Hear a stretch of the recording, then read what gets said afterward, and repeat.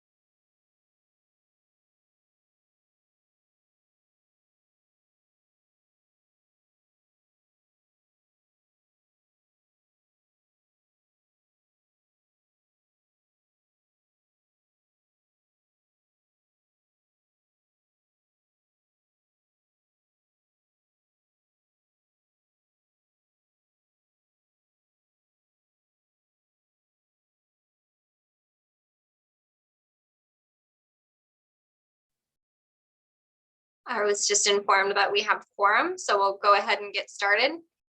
Welcome to the June 3rd, 2021 meeting of CB11's Environment, Open Space and Parks Committee. My name is Jessica Elliott and I'm the chair of the committee. In order to conduct an efficient meeting, let's observe a few ground rules. 1, no one may speak until granted the floor. 2, CB11 members, if you have a question about board business or wish to make a motion, please raise your hand through Zoom. If you click the participants icon, the participants panel should appear and you should find the raise hand function there. If you still have technical difficulty, you may click the chat icon and relay your difficulty to the staff. The chat function should not be used for CB11 business or questions about agenda topics. All such remarks should be made on the record by raising your hand through Zoom. Chat should only be used to alert us to any technical difficulties you are having or to state in writing information like an email address that was already stated aloud on the record during the meeting. When a member is given the floor to speak, I will identify you and you can unmute yourself so that you can speak.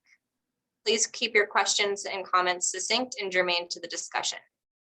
Members of the public, if you have a question or comment about the subjects on the agenda, please raise your hand through Zoom and wait to be recognized. We will now take attendance by roll call. Board members, you can unmute yourselves and answer present when your name is called. Collier. Here. Elliott. Here. Giordano. Heredia. Lee. Here. Mastrota. Present. McCullough. Quinones.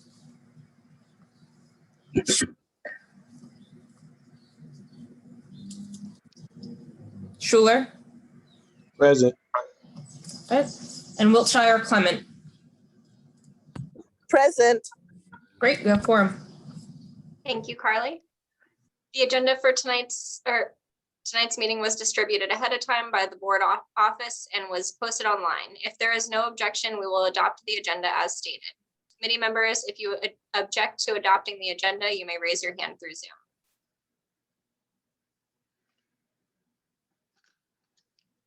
Seeing no objections, the agenda for tonight's meeting is adopted. The minutes from our last meeting were distributed to committee members ahead of time by the board office. If there is no objection, we will adopt the minutes from that meeting. Committee members, if you object to adopting the meeting minutes, you can raise your hand through Zoom.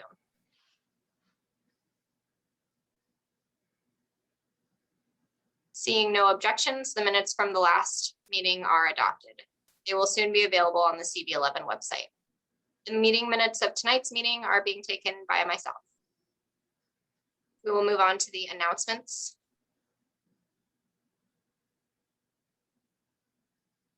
Go ahead, Carly. Okay. Okay, so Mayor's Office, oh, sorry for the typo there. Mayor's Office of Resiliency recently released the New York City Stormwater Resiliency Plan. You can learn more at the link.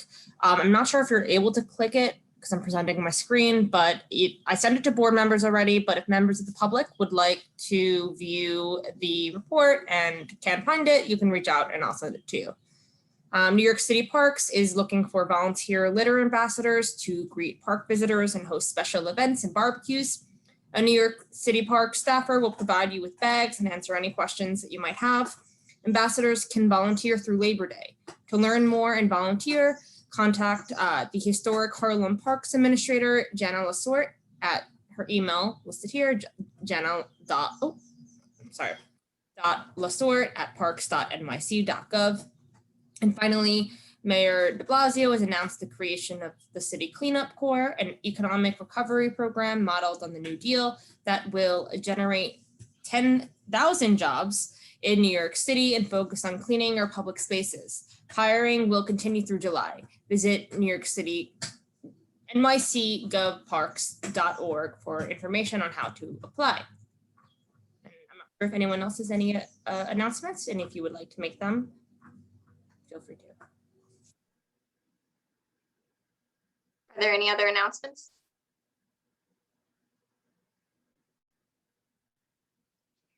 All right, seeing none, we will move into our informational updates. We have a long meeting, so just wanted to remind everyone to try to keep updates brief and germane. Thank you. We'll go first to Randall's Island Park Alliance.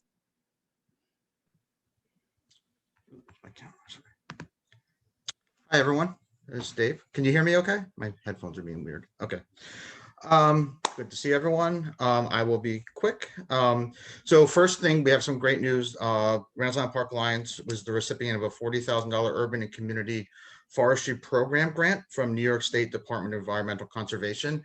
With the help of CB11 support, we were able to get this grant. It'll allow RIPA to create a community forest management plan, which will include retaining an ISA certified arborist, consulting with New York City Parks Forestry to develop a tree inventory of the park with maintenance recommendations for over the 3,000 landscape trees at the park. And this will also enable us to develop educational programs around this this tree forestry management plan that we plan to do as we develop, get the arborist on and move forward with this. We'll be sure to update you. And again, CB11 support was very important for us to get in this one. So we're really, really excited about it. And then just some quick other updates. Just want to do some events that we have coming up. In June, we have a couple of bike tours for their garden themed for the month, as well as a garden tour on June 12th. And one exciting new event we have is called Cooking on the Farm with Families. It's on June 13th at our urban farm. It's kind of got a farm to table idea in there. We're using some of the food that we have at the farm to prepare it. We're starting a Nature Explorers program. That's on Saturday, June 12th. It's a family-friendly one to bring kids to explore some of the nature around the park. Pollinator Week, it's June 23rd, 25th, 26th. During that week, we have several events that are on our website just celebrating Pollinator Week. All the beautiful, we have bee farms out there and coming and pollinating the flowers. And then finally, Open Track Night is coming back. So we've done this traditionally. In July, we'll be once again opening the Icon Stadium track in the evenings on certain days. All the information will be on our website. I believe it's usually Tuesdays and Thursdays, depending on what may be going on. But I know we've been getting a lot of requests for people who want to come out and actually run on the track. And now we're finally seeing a little bit more movement with COVID. We're able to do that again. So we are really excited about that and welcoming the public back to come out and run on the track. Just real quick, just wanted some updates on some of our traditional larger events. We have obviously not been doing any of them, but with the movement for the city opening up, it does look like there may be in some capacity some of our events that we've done in the fall traditionally coming back. Electric Zoo is one of them that are in conversations to see what they may be able to do, which is Labor Day weekend. The Vegan Food Festival, which we've done, I believe this would be the 3rd or 4th year we've done that one, is a really nice event, which is the end of September. I think it's September 25th this year. And then things like Indigenous Peoples Day celebration, which is over the weekend of Indigenous People celebration, which is Saturday, Sunday, Monday, Columbus Day weekend, which we've done for a while. They're also in conversation. So we're seeing what we can do with the city in terms of these events, but just wanted to throw that out there so you guys are aware that some of these events may be returning, which is exciting. That's about all I have. If there's any questions from anyone. Thank you so much, David. Are there any questions from the board?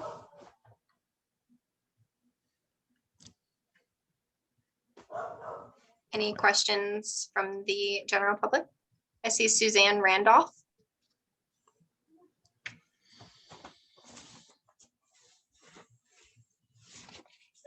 Go ahead, Suzanne.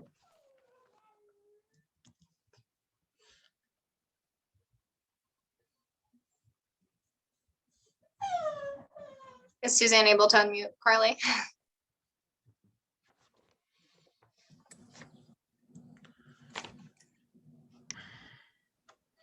Oh, I did forget one thing I wanted to say. We actually have one event, a drive-in event that we're doing over Pride weekend, June 25th, 26th, and 27th.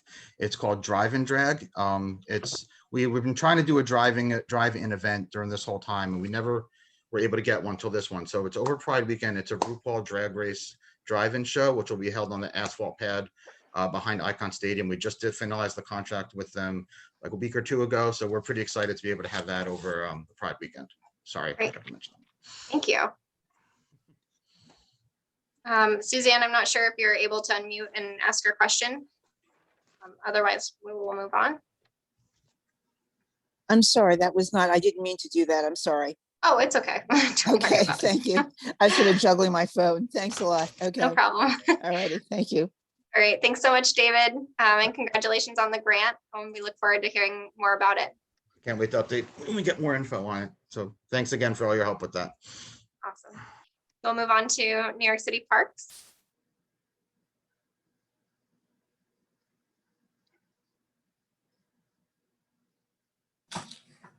Jenna and Sheena aren't on, and the representatives from New York City Parks are here for a presentation. So, Okay, great. We'll circle back if we see them come back. We'll move on to Marcus Garvey Park Alliance. Connie?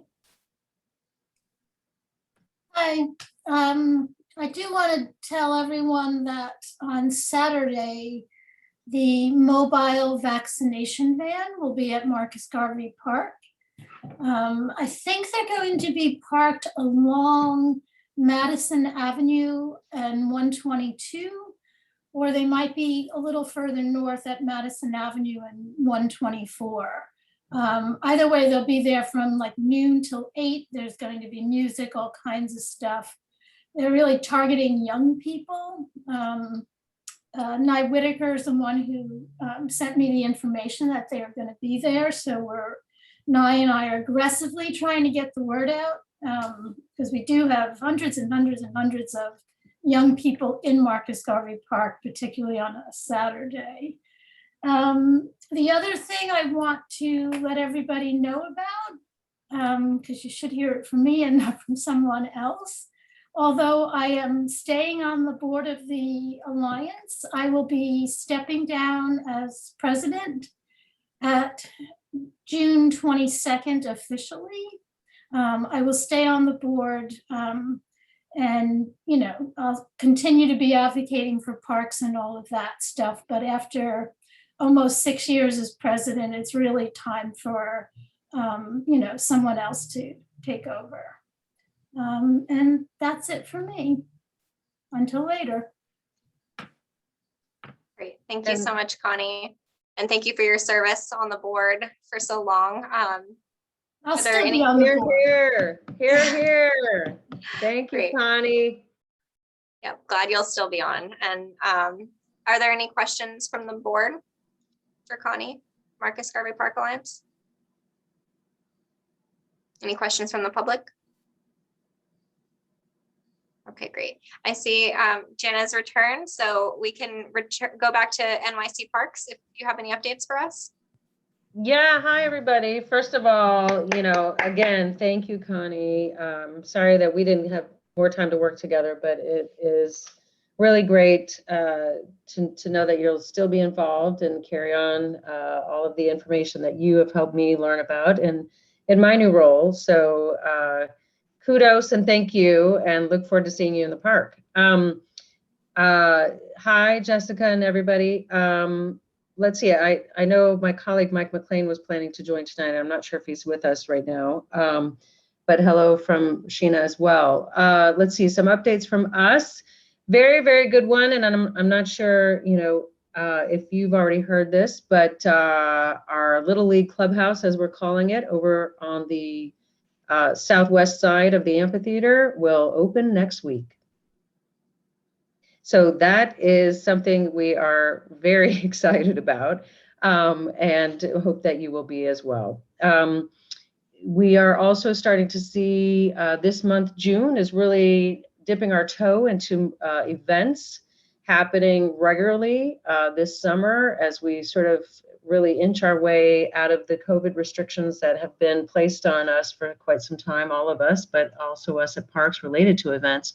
So this summer, and now that we're in June, we'll be seeing more and more events at the amphitheater, including Juneteenth activities that I can now share with you since it's been publicly announced, but we will be showing Summer of Soul, the movie that Questlove, also known as Amir Thompson, also music director of NBC Tonight Show with Jimmy Fallon, directed, and which he featured at Sundance, and it was one of the Audience Award winners, and was picked up by Disney. So that will be showing at Marcus Garvey Amphitheater on Juneteenth.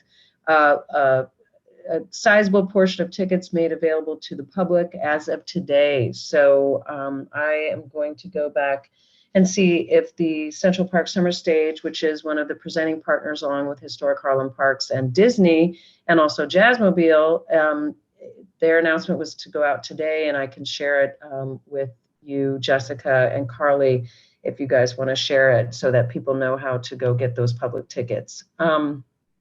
Also, we have started Monday morning pitch-ins. So I will have a flyer for you that I can share with you. But there will be 2 dates for Marcus Garvey. I have to check my phone since my email's not in front of me. Those were started by Partnership for Parks. And this is in response really to, as everybody knows, the large amounts of trash that we were seeing last summer. We're trying to get ahead of that, not only with litter ambassadors, which I shared with you on a previous meeting, but I can sort of recap that, but also now with Monday morning pitch-ins sponsored by Partnership for Parks. So we will now have 2 new initiatives that we are starting and hope to see moving forward annually, working with volunteers like everybody on this community board meeting and us and others to step up on Saturdays and Sundays, 12 p.m. and 3 p.m. slots, to just be litter ambassadors, really walking the park in your role as community advocates and parks lovers. I will be doing this too, and looking for a chance to just say hello to people and welcome them and wish them well on their fun event, and hand them these orange trash bags that we now have as part of this new Litter Ambassador initiative, and let them know where the trash corral is and really encourage them to trash their trash and love their park. So that's Saturday and Sunday, 12 and 3 p.m. slots. You can sign up with me. I'll put my email in the chat. And then Monday morning pitch-ins is the addition to that, which is, again, looking for volunteers to pitch in 9 a.m. to 12 p.m. We're hoping that electeds and community boards really drive this process for Monday morning pitch-ins, to have people show up between 9 and noon, as long as they can, 30 minutes, an hour, 2 hours, however long they can, to help us clean up after the weekend events. So those are really the 2 big things, sort of volunteer driven, that we would love as much community support on as possible.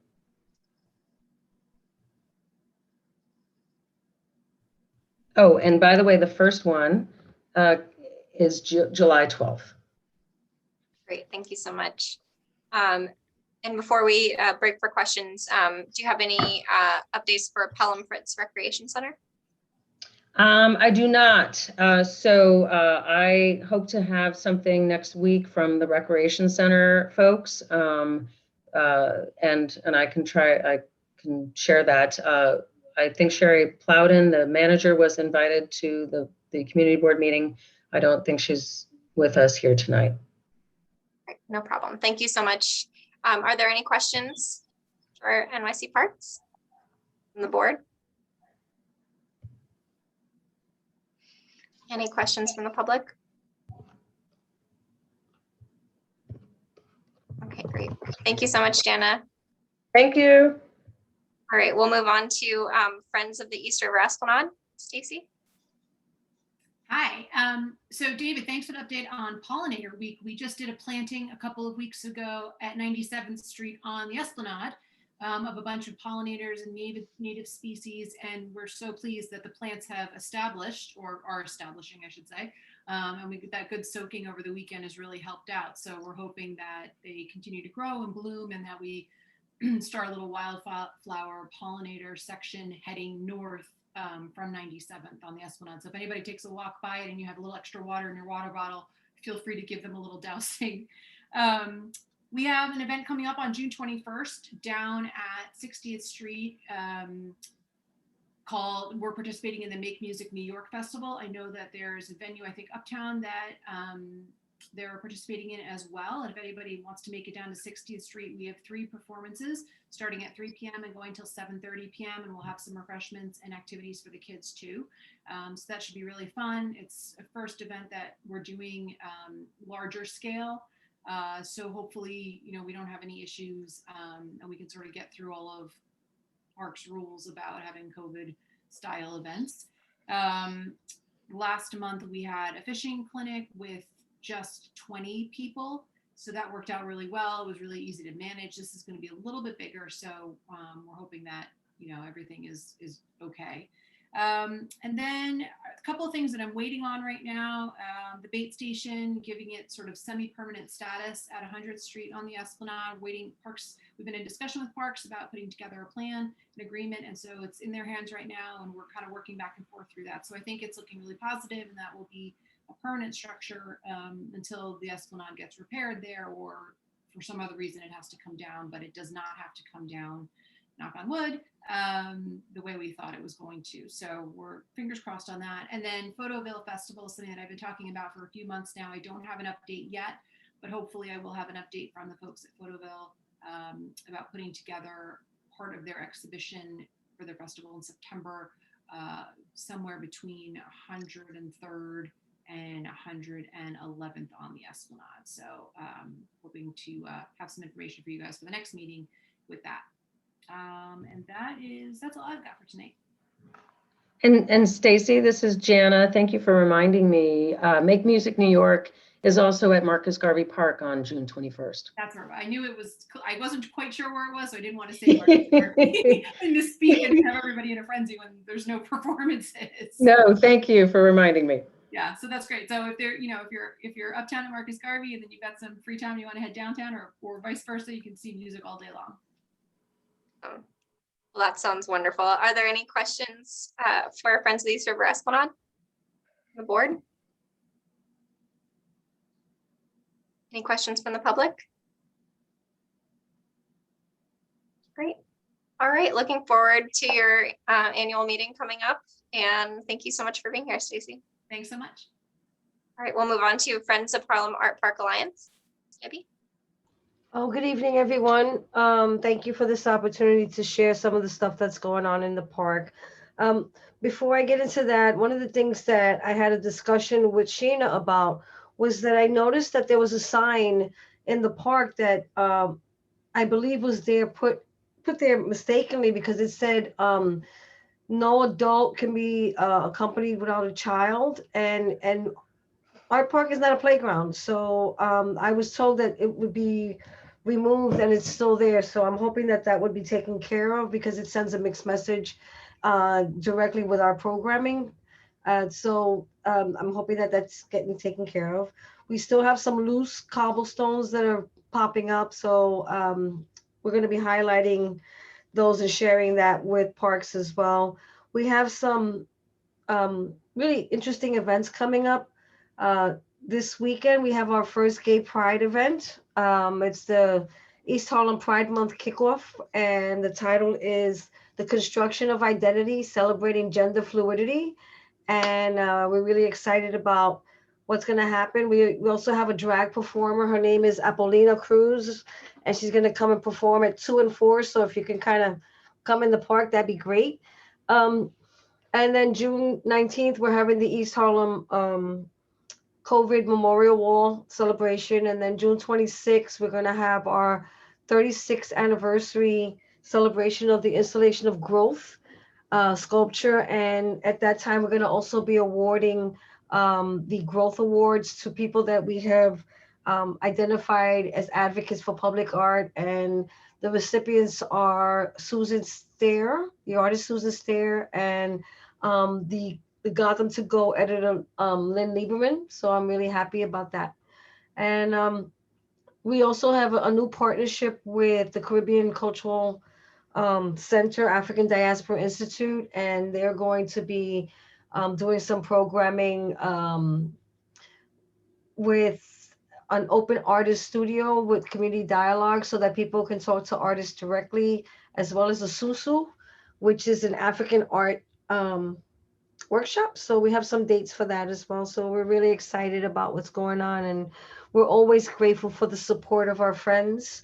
And the week of June, the first week in July, we're happy to announce that we're going to have an installation coming in with the leadership of Connie and the Uptown Public Art Initiative. So we're very excited. The artist's name is Capuchin.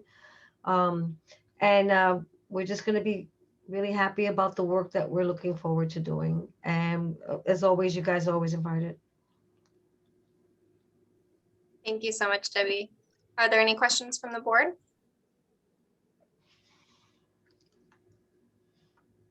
Any questions from the public? I see there's a question. Can you put the name of the event in the chat for Pride Month?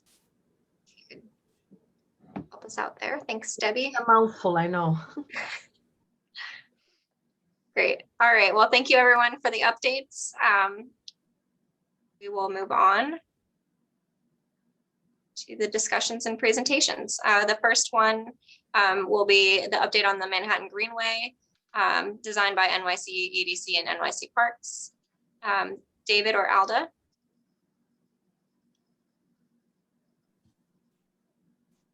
Hi there. Hello. Can you hear me okay? Yes. Okay. Michael, do you have the presentation? Yeah, to pull up? I'm gonna share my screen. Okay, great. Just a second. All right, let me make this full screen. All right. Hi, everyone, again.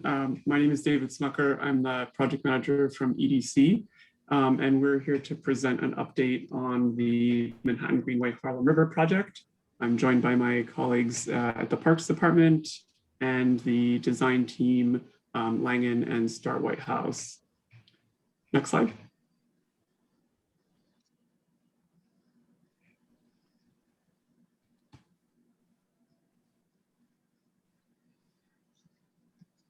It seems to be stuck on the Can you see? title. I feel like this happened last time. Just a second.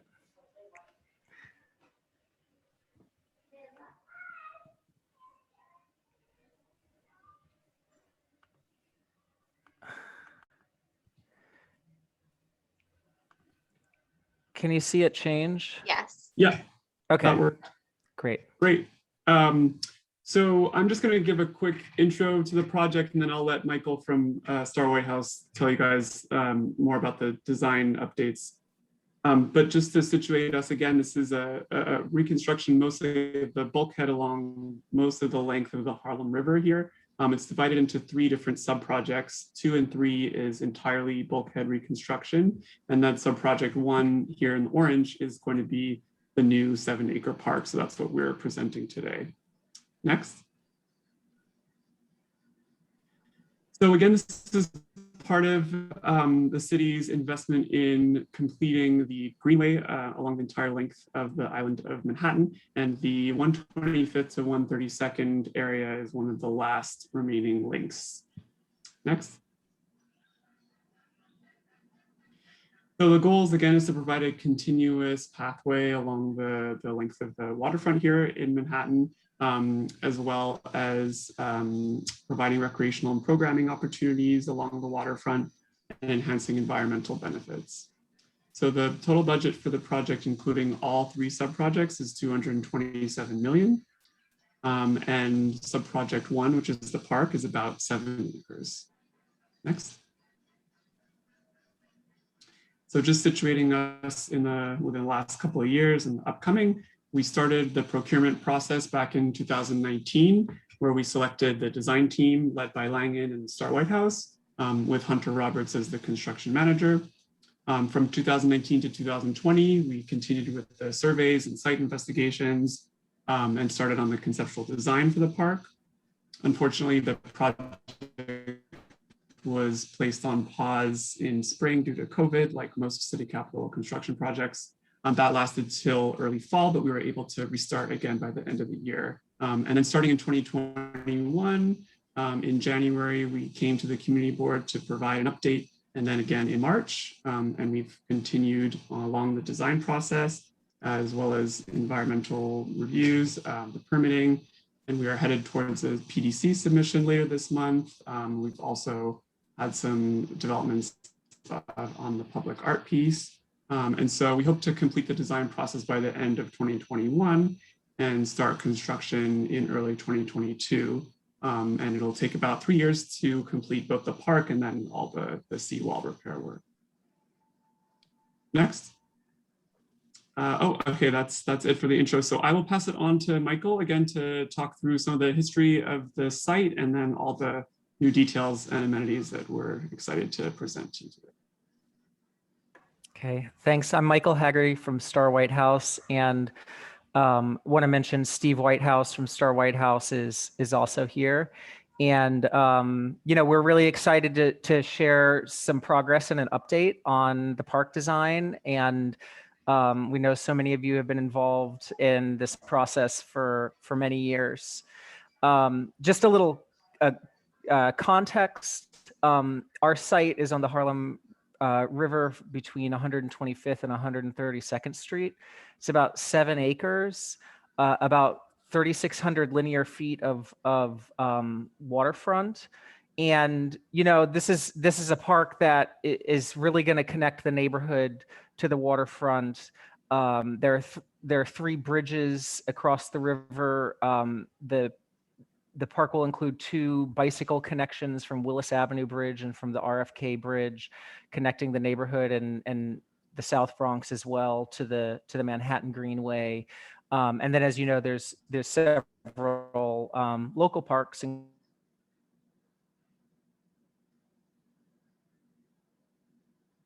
And it's, you know, it's a long, narrow, linear site. Recently has been used for construction staging. And so in many ways,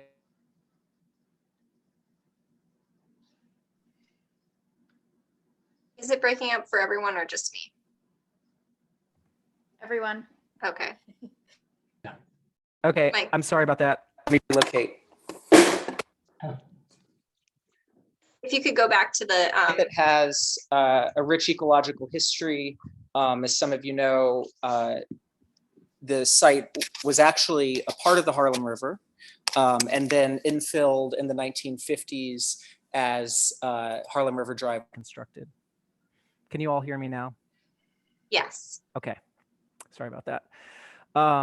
And the site is also in the 100-year floodplain, which is the light blue area. So that raises some resilience and flood considerations to the design that I'll talk about.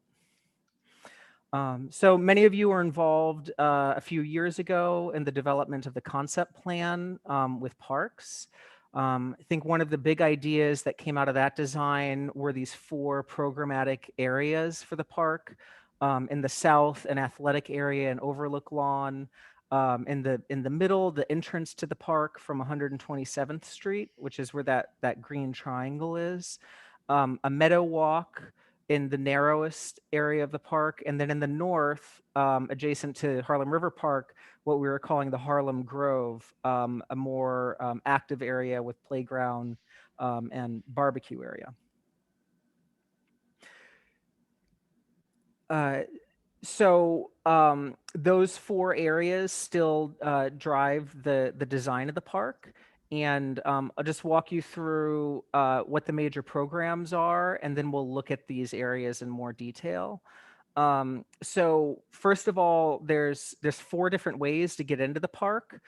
First of all, at grade at 127th Street, where you'd walk under the Harlem River Drive to the waterfront.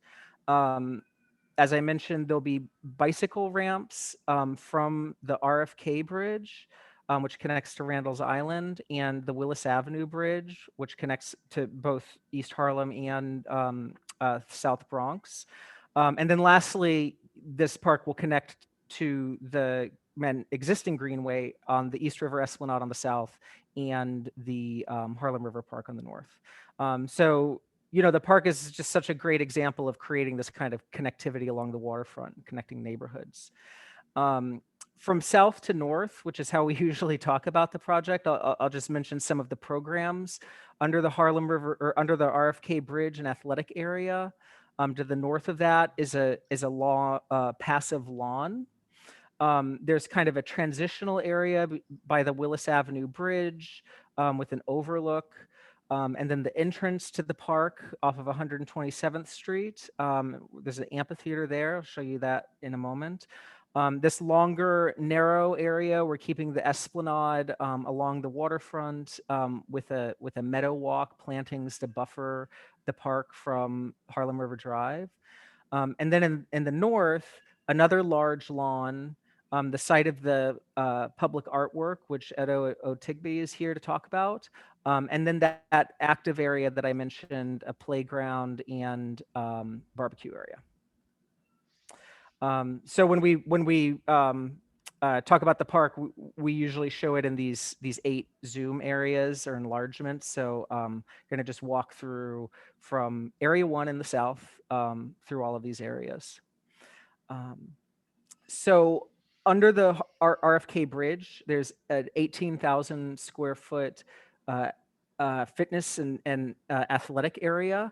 We're really trying to kind of create an area with a lot of flexibility here, especially taking lessons from how people have been using parks since the pandemic. So there is a basketball court, there's a basketball shooting ring, and then there's also adult fitness, which is the orange fitness equipment. But we're also trying to, through striping and painted areas, create areas where people can do outdoor individual fitness, the kind of classes that people have been doing, really make it a flexible space that people can have a freedom of use. To the north of there is about 16,000 square foot grand lawn, trying to make this a very shaded place. There's a granite rock amphitheater. And then there's also this granite paver overlook. And we're trying to use the granite in the design to designate these special kinds of places. So you'll see that a couple of other times. In the south of the park, the esplanade is along the waterfront, and it is adjacent to the waterfront the entire length of the park. But here we're running the bike path along the back side of the park. And I should mention that TBTA has planned the bike path or the bike ramp off of the bridge. And so that's what this orange outline is. Show an image of that. That's something that the design team has been coordinating with TBTA on, so that it really is integral to the park visually and spatially. So here's a view under the RFK Bridge, showing the basketball We'll be looking at striping for other uses as well. The fitness equipment is in the background there. It's a pretty spectacular space. The fitness equipment that we're speccing is our compound products. These have been really popular all over the city, Lower Manhattan and Williamsburg. They get a lot of use. And I think when we presented to the community board a couple months ago, we talked a little bit about these kinds of uses here. And then a view of the lawn, you know, trying to create this place of serenity. It's a pretty congested part of the city, but really beautiful. And so we're hoping this passive lawn can really connect people to nature and to the waterfront. You also see in the background here the ramp from the bridge that's coming down. That's what those columns are. And then here's a view a little to the north, now looking south, you know, looking south towards the East River Esplanade and the RFK Bridge. Just giving a sense of the expanse of that esplanade. And then on the right here is this switchback that's part of the bike ramp off the RFK Bridge. And what we're really trying to do is integrate that with the landscape, make it a feature, you know, sort of embrace it as part of the park. The next area, and there's like a key map here in the corner to follow along. The next area is where you pass under the Willis Avenue Bridge. This is really kind of a transition area within the park. There is, as you know, an existing bike ramp and stair off the bridge, which will be open and that'll connect to the esplanade. And one thing we're doing here is we're trying to make this vestige of the former abutment for the bridge a kind of overlook feature. So that's where we'll be using this granite material again to designate a special place. Now moving towards the entrance to the park. So this is where you would walk from 127th Street to the waterfront. You know, you have to walk under the Harlem River Drive here. There's three overhead decks. So what we're really trying to do is create this welcoming element to, you know, catch your eye and draw people to the waterfront. It's like a rocky amphitheater to recall in a way the rocky bluffs that were the original coastline of the Harlem River.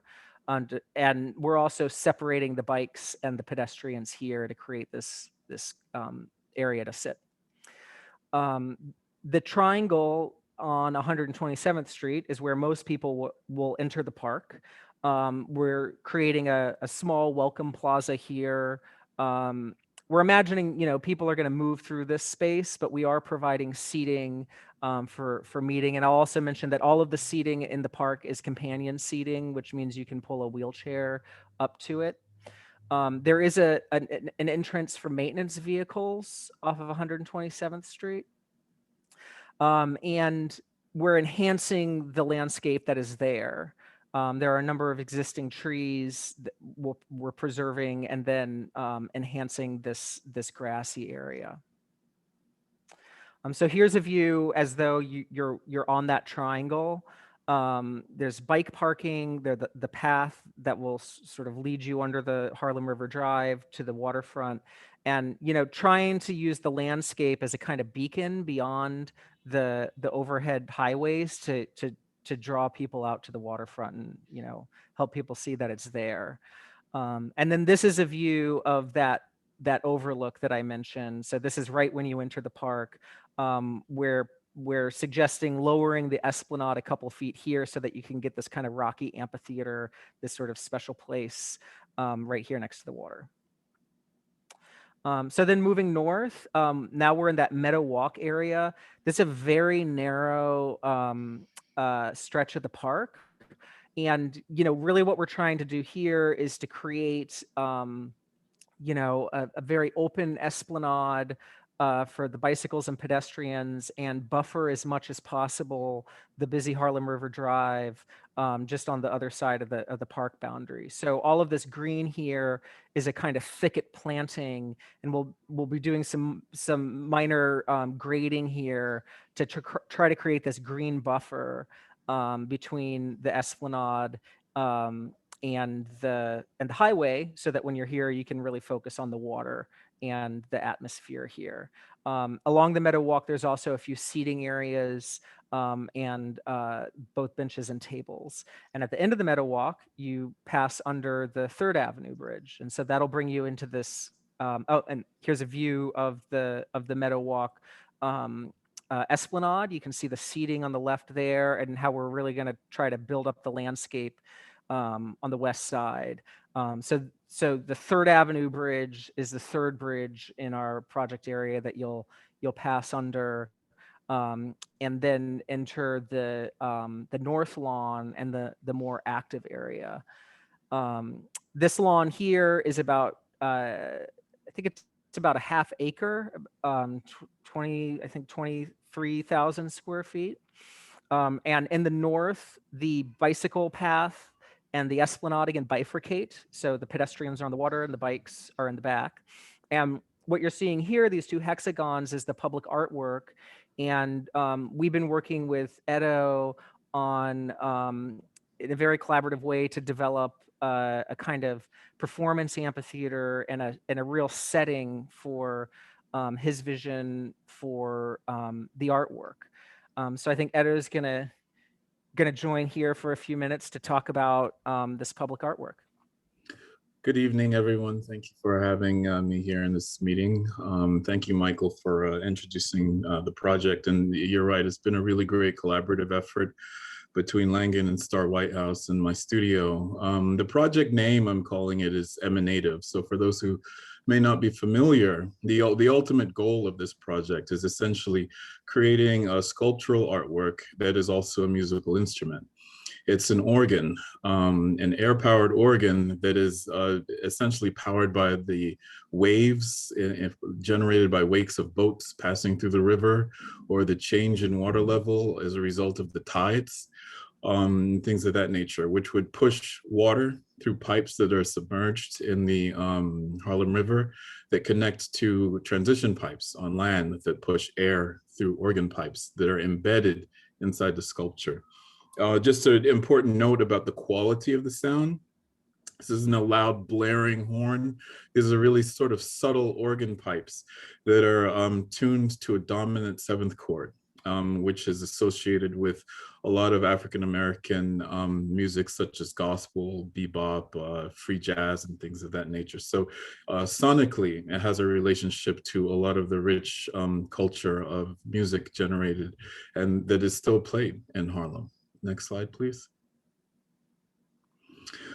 Just sort of a technical view of what's happening with the sculpture. In general, there are 4 towers that hold up this wave-like structure. The East River is an estuary, so I really wanted to create something that kind of spoke to the fact that you have this subtle turbulence in the East River, and that we're looking for a way to essentially turn, it's essentially a fluid dynamic problem where we're turning the movement of water, we're transforming that into air power and then sound. So organ pipes will be embedded inside each of those 4 towers. And there's a cross section there that shows you just what's happening, in the sense that a transition pipe leads through the ground into the East River, and there's a sloped water inlet pipe that is the opening for where either water or waves generated by boats or changing water levels would push water and then turn air pressure through the pipes there. The materials, right now we're exploring, everything is essentially made out of stainless steel. So the entire structure is stainless steel, all the fasteners and things of that will be the same kind of metal, with the exception of the organ pipes themselves. They will be zinc, which is a corrosion resistant metal. It is a softer metal than stainless steel, but keep in mind that the organ pipes will not be accessible or visible to the public. They'll be embedded inside the stainless steel towers. And finally, the water pipes and the transition pipes will be PVC. Next slide, please. So here's a rendering of the overall structure. The lowest elements of that waveform are about 9 or 10 feet above our height, so you can't really climb up there easily if that's a concern. We've already kind of assessed the overall structure for safety with regards to climbability, entrapment, and things of that nature, and of course the material properties as well. That base structure is something we're exploring, whether we want it to be sort of to double as a seat and a platform, or if it should be sort of just embedded as a geometric pattern within the surface of that paved surface that we're looking at. But in general, what I'd like to do is create a in addition to creating an artwork that's visually compelling, I want to create a performance and gathering space so that through community partnerships, perhaps with the Jazz Museum in Harlem, and the other neighboring institutions, we could create programming where perhaps inviting musicians to collaborate or improvise with the C organ or the wave organ, and there's a space that could accommodate an audience. Next slide. I think that's the final slide in this. Yeah, another rendering there. Really interesting point with this rendering is because of the way that the wave canopy is created, it also creates a really interesting cast shadow onto the ground. Okay. Next slide. Okay, I thanks, think that's Edo. Yep. Okay, so thank you. So now we're in the northernmost part of the park, just adjacent to Harlem River Park.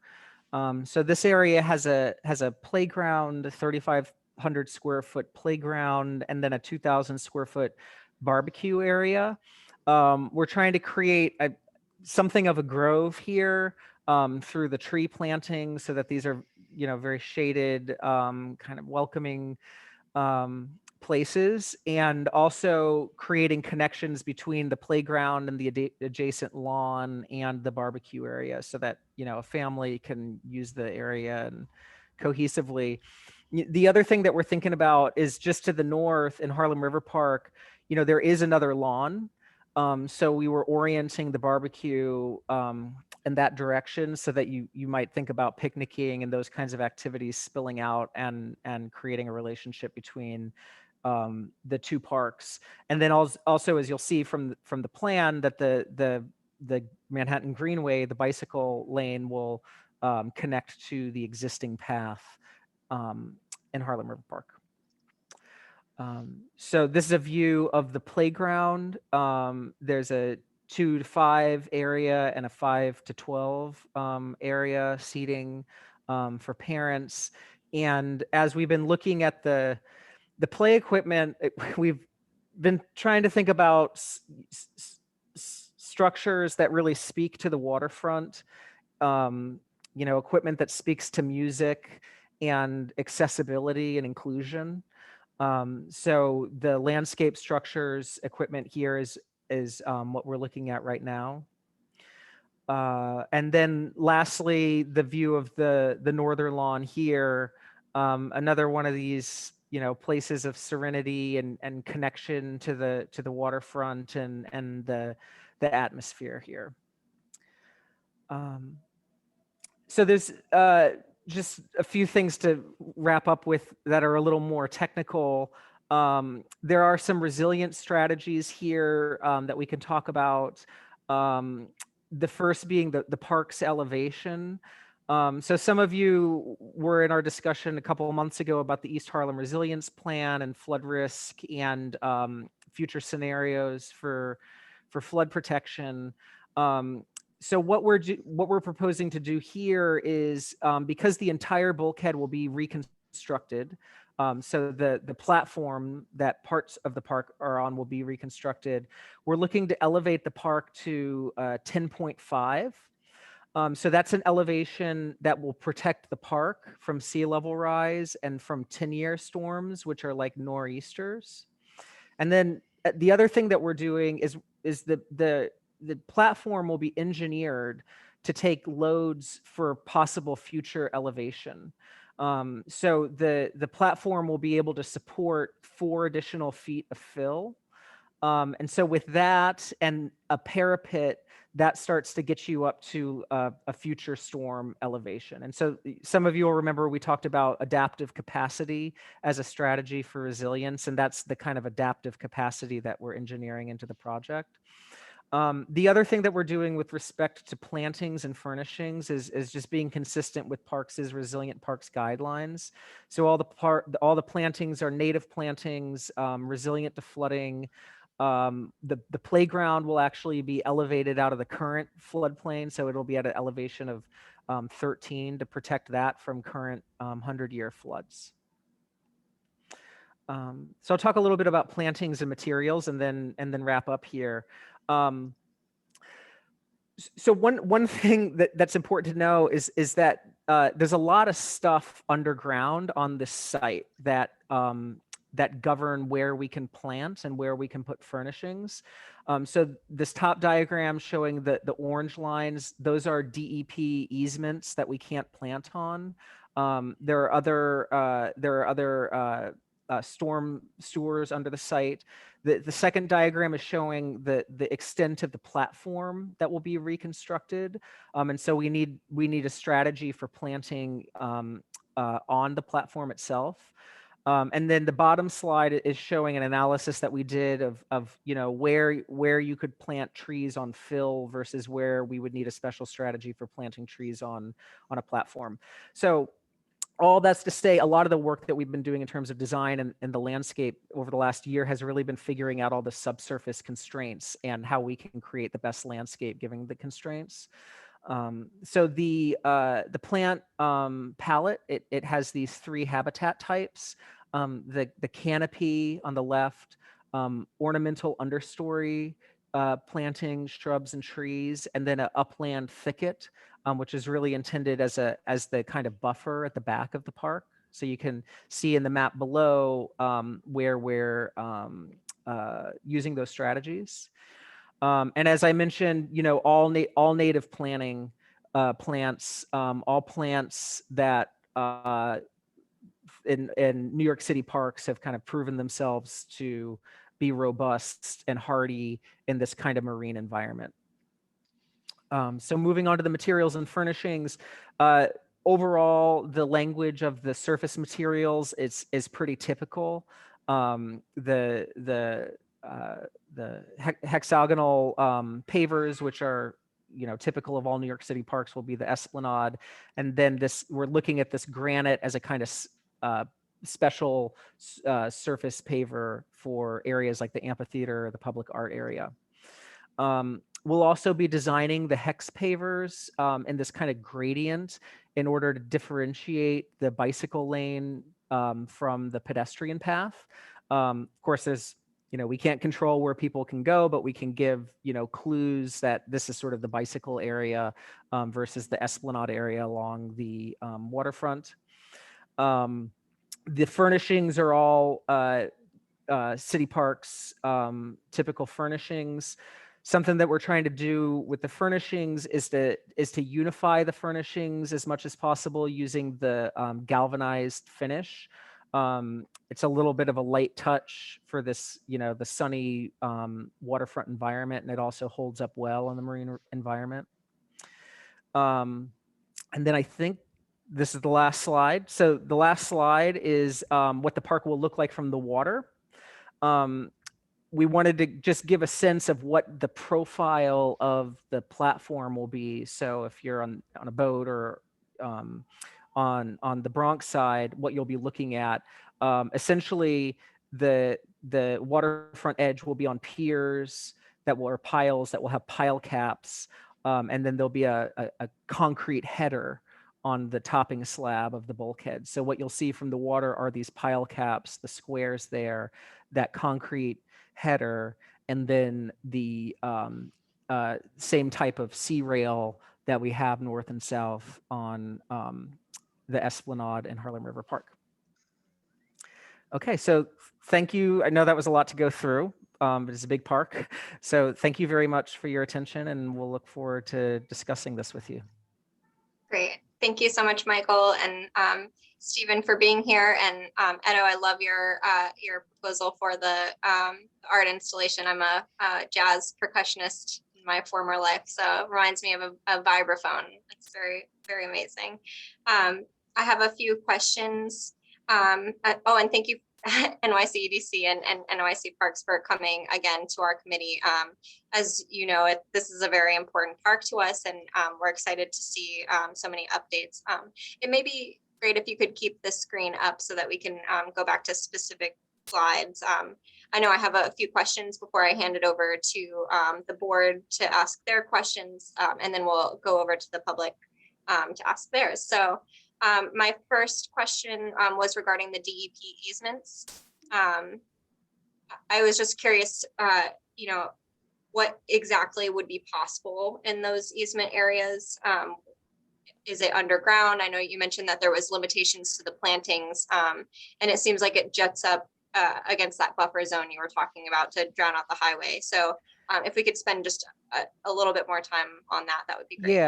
Yeah, let me bring up that slide. Here we go. So, generally speaking, the challenge with the DEP easement is that you need to have a 15-foot buffer on either side of it so that DEP can access the outfall pipes that are under there, which means that anything that is put on top of it could be torn up. So anything with footings where we shouldn't put on the easement, as well as trees.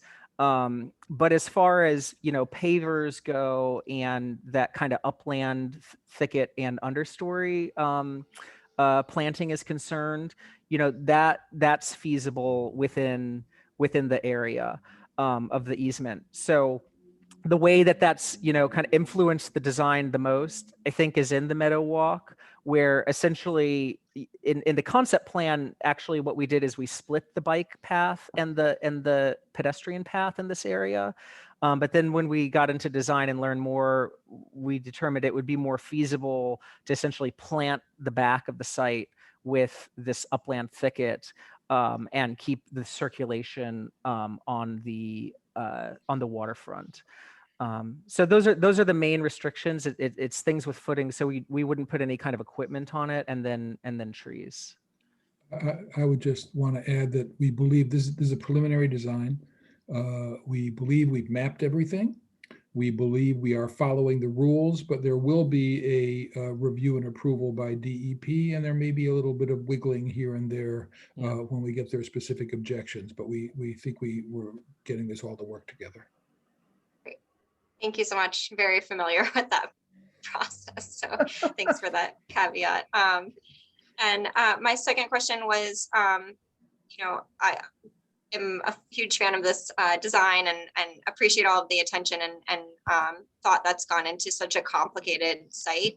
I wanted to ask regarding, our East Harlem's nicest waterfront park is going to be, of course, overshadowed by all of these bridges and overpasses and things. So I'm curious what the lighting strategies are and what your thoughts are on making the park feel like a welcoming park. I know you mentioned the entrance, but just curious about lighting specifically. Yeah, let me bring that up. Just give me a moment here. I have that. Here we go. So the lighting, the Luminaire, we're suggesting the Flushing Meadows Luminaire. Michael, I think we're still on the last screen. Oh, I'm sorry. It seems not to have gone to the new PDF. Let me try again. Thank you. Sorry.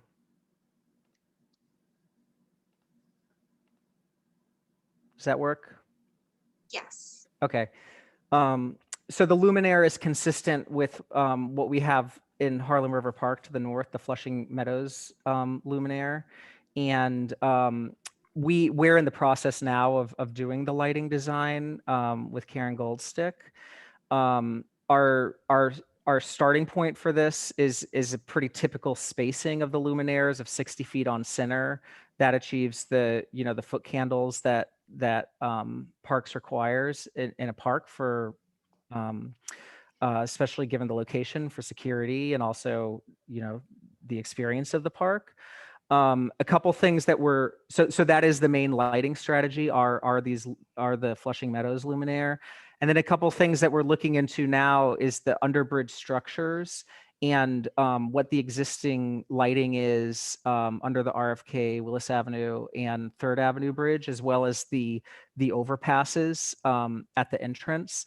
So we'll have to coordinate with DOT and TBTA on the lighting under there to see what the levels are now, if those meet the requirements for a park, and then work with them to bring it up to what we need if necessary.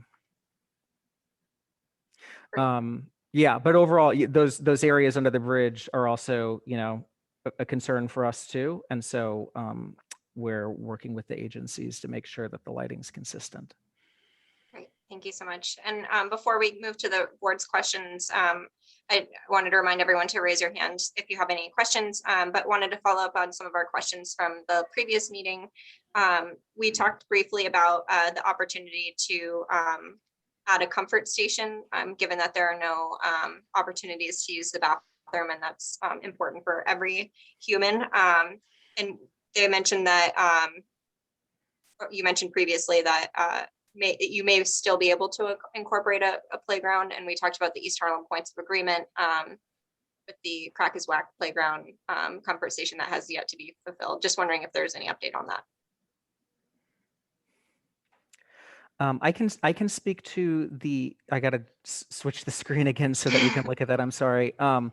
I could speak to the, what we're doing at 127th Street, and then I think Parks or EDC can speak to the question of the comfort station. So we are, here we go.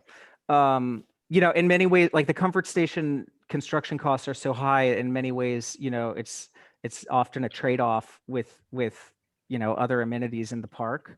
So there's a area here which we're going to show in the plans, which reserves a space for a future comfort station.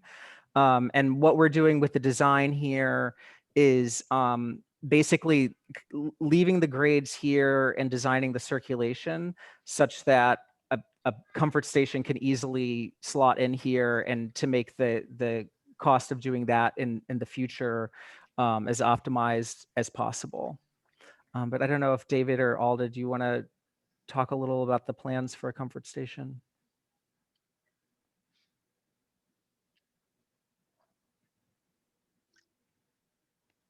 Hi, this is Sarah from Parks. Oh, Sarah, Alda, hi. were you going to go? Sorry.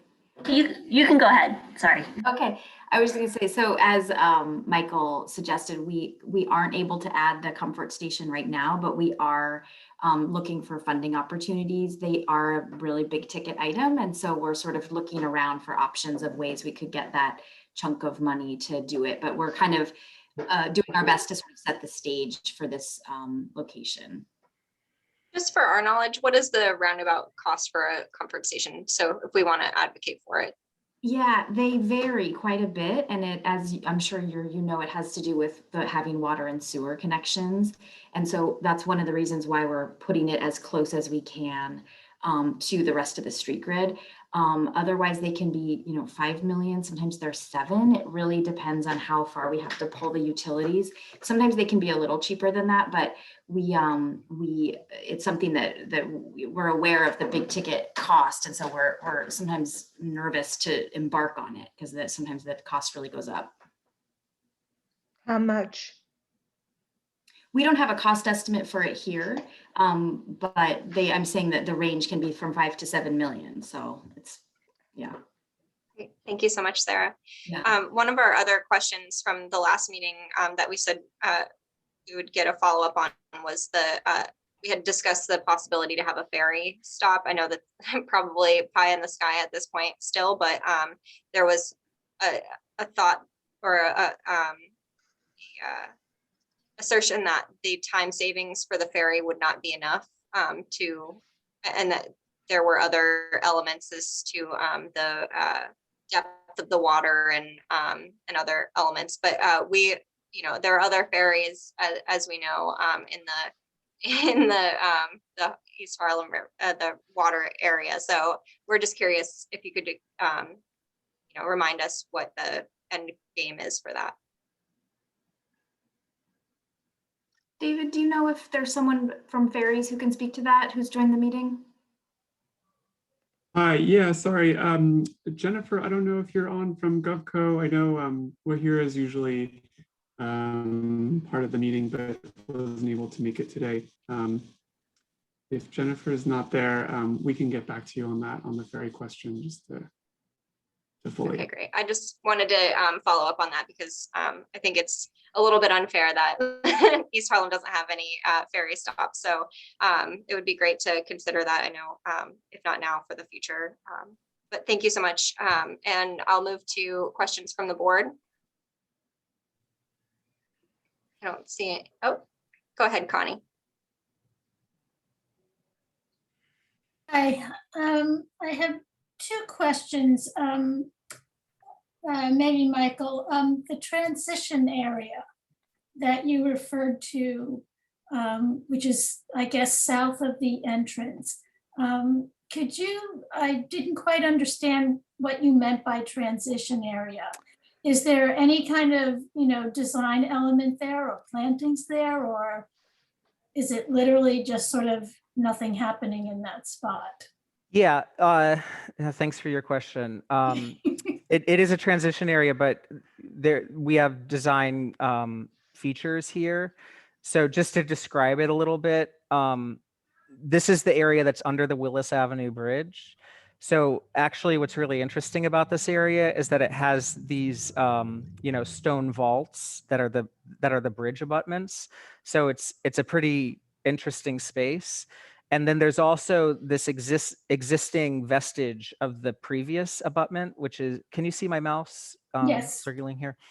So one thing that we're looking at doing here is giving some special treatment to the surface of that abutment and making that a seating overlook, and highlighting that feature and the history of the site.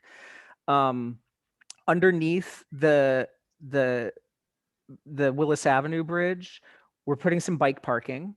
It's just like a sheltered space for bike parking, and all of the programmatic spaces in the park will have bike parking. So this is one area, since it's next to the ramp off of the bridge, that makes sense. The other idea that we have that we can get into more in the design development is that there are some interesting artifacts on the site, old mooring cleats, some interesting stone, just various, maritime objects. And we were thinking that this actually might be an interesting place under here to display them in a kind of gallery way, since it is this transition to create, a visual point of interest. So those are some of the ways that we're treating this area, and making it interesting, even though it is kind of one of these pinch points on the site where the esplanade is a little narrower and you have the bike lane coming through. Okay, the only other thing I might also just add there that we do think there'll be a lot of activity there. That there's already substantial sort of bicycle and commuter activity coming over the Willis Avenue Bridge that goes down the avenue, and that the park project there allows that to be opened now, to be able to go both directions, and the fact that you'll be able to come off the bridge and ride the esplanade, if all the repair sections get done together, all the way down to 63rd Street right now with no traffic, with no stoplights from here. So we do think there's going to be motion there. We think there's going to be people through there, and there's opportunity with the bridge structures to make a pretty dramatic space, and also incorporate that very cool solid stone historic abutment into a seating area. So, but it will be, when we say a transition, it's transition between this sort of arrival space at the entrance and the big lawn to the south of there, that are going to be very distinctive and different spaces than this one. Thank you. I was just a little more concerned about the aesthetic of the space. Yeah. The only other thought I had was on the barbecue area. Just because I know how much need there is for barbecue space. You said it was 2,000 square feet. My thought is that's not particularly large. I'm anticipating a lot of people wanting to barbecue over here. Is there any way of barbecue area being, smaller areas to barbecue, maybe further south to accommodate more people?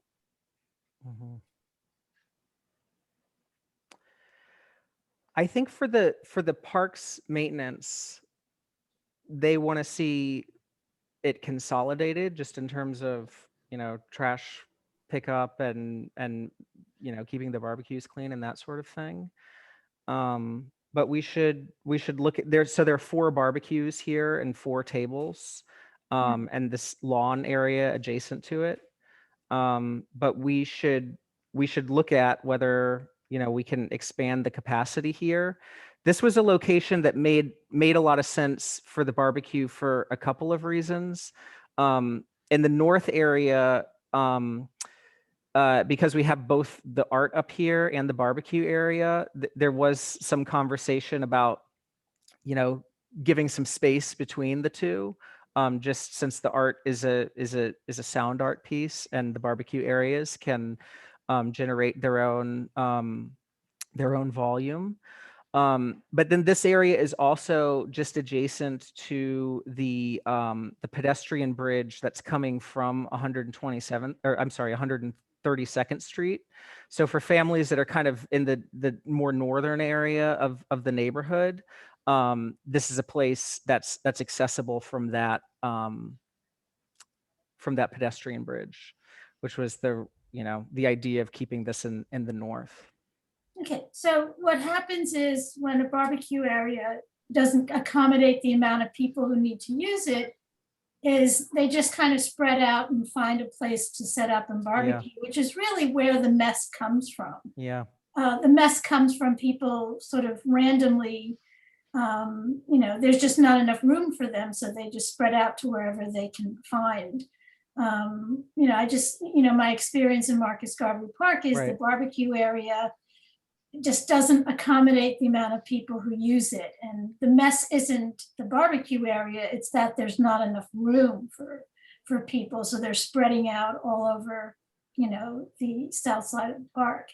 I'm envisioning the same thing happening here. Yeah. I would just suggest to you that 4 barbecue areas will not be enough.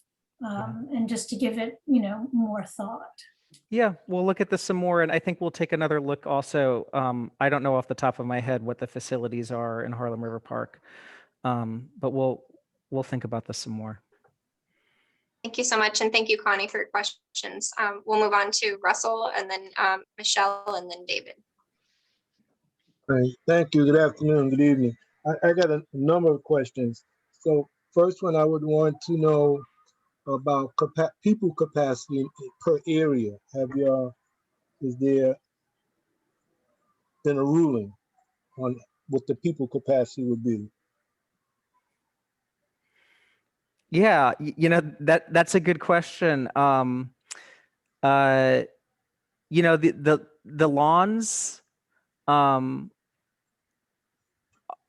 are large enough for a couple hundred people. When we've been thinking about the public art work, we're really orienting this so that there's an amphitheater next to it, as well as the sort of lawn seating area. And I think some of the discussions we've been envisioning, like community performances here that 100 or more people could come to. I think off the top of my head, I don't have the sort of the numbers, but I'm curious to know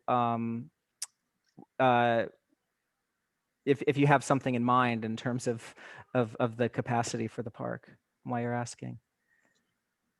I'm saying that in general, with the new space, with no comfort station as well, how many people, when people just go there, what is enough is enough? What has the space been planned for? So you're giving a guesstimate. I'm just saying in general, as landscapers or architects, designers, how are you thinking about it? In addition to that, are there any provisions for animals and the pets? That's restrictions for that, as well as vehicles, these new scooters, skateboards, other types of vehicles. What happens with that? Yeah, okay. So in terms of the capacity for the park, would say it's, it's a neighborhood park, but it's also going to be something of a regional park because it's connected to the Greenway. And what we did with the design, and I think what we heard in our community process with the concept plan a couple of years ago, and conversations with the community board was one thing was to maximize the passive space as much as we could. So given the constraints that I talked about earlier, those two lawns at the north and the south are about as big as they can get, given the size of the site. But it can I could run the numbers and get back to you about the population. I think for the scooters and the dogs, I don't know, Sarah, do you have any thoughts about that? Yeah, hi. Great questions.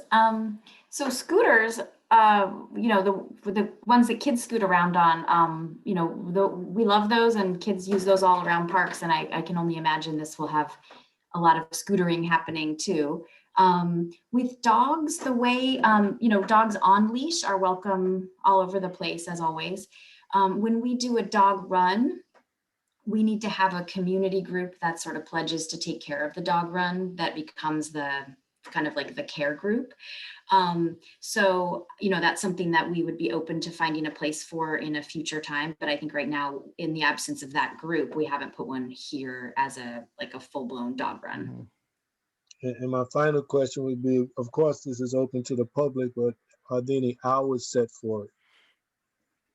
24 hours, or what is that in the plans? Right. I think with our greenways, because they're, you can move through them, that they don't have closing hours. Is that right? Am I getting that right, everybody? Is Sheena still on? That's my understanding as well. Okay. Yeah. Thank you, Ricardo. Okay, I'm done. Thank you. Okay. Thank you. Thanks so much, Russell. Michelle? Hi, thank you for your presentation. And I really enjoy the artwork, the art installation that is going to be placed there. It looked like it took a lot of thought and a lot of experience. I am concerned of the public safety when it comes to people that are coming from outside and they're moving quickly and they want to get to their destination via bicycle, via scooter, via whatever type of human vehicle, human one-person vehicle. And people are going to also be walking. There's going to be children. There's going to be animals. I'm concerned that it looks like there is not much of a division between the vehicles and the pedestrians.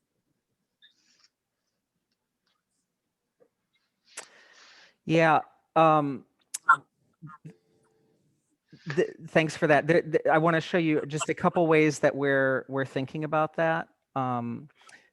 There, in the park design, they're in the major programmatic areas in the north and the south.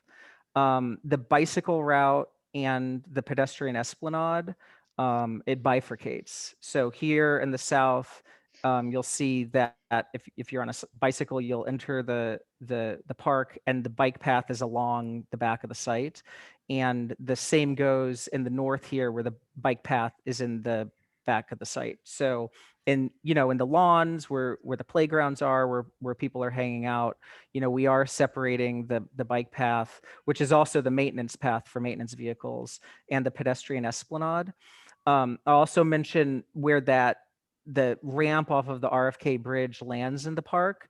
The off-ramp for that connects to the back. So it's not like you'll have people coming down this ramp and then going right onto the esplanade.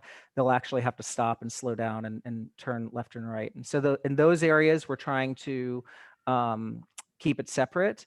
In the park entrance area and the Meadow Walk area, I just want to show you this other diagram. I'd mentioned before that we will be designing the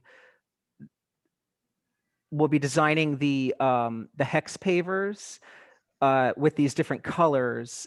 This has recently been done further down on the Esplanade at 68th Street, where the vehicular area is designated with a different color than the pedestrian area.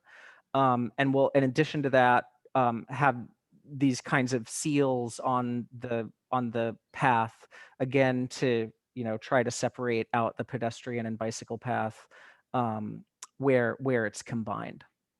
So those are overall the measures that we're taking to address that. I don't know. I kind of heard something about like motor scooters and that sort of thing. I don't know, Sarah, if you have any thoughts on how people are using, e-bikes and those sorts of things on bike paths now. I don't have anything to add right now, but I think it's a good question to raise. And can we add that to our list for further discussion at our next session? I just want to make sure we touch on it, but I don't have the regs on that at the top of mind. I don't know if Ricardo, if you have anything to add on that piece, but otherwise we can bring it back.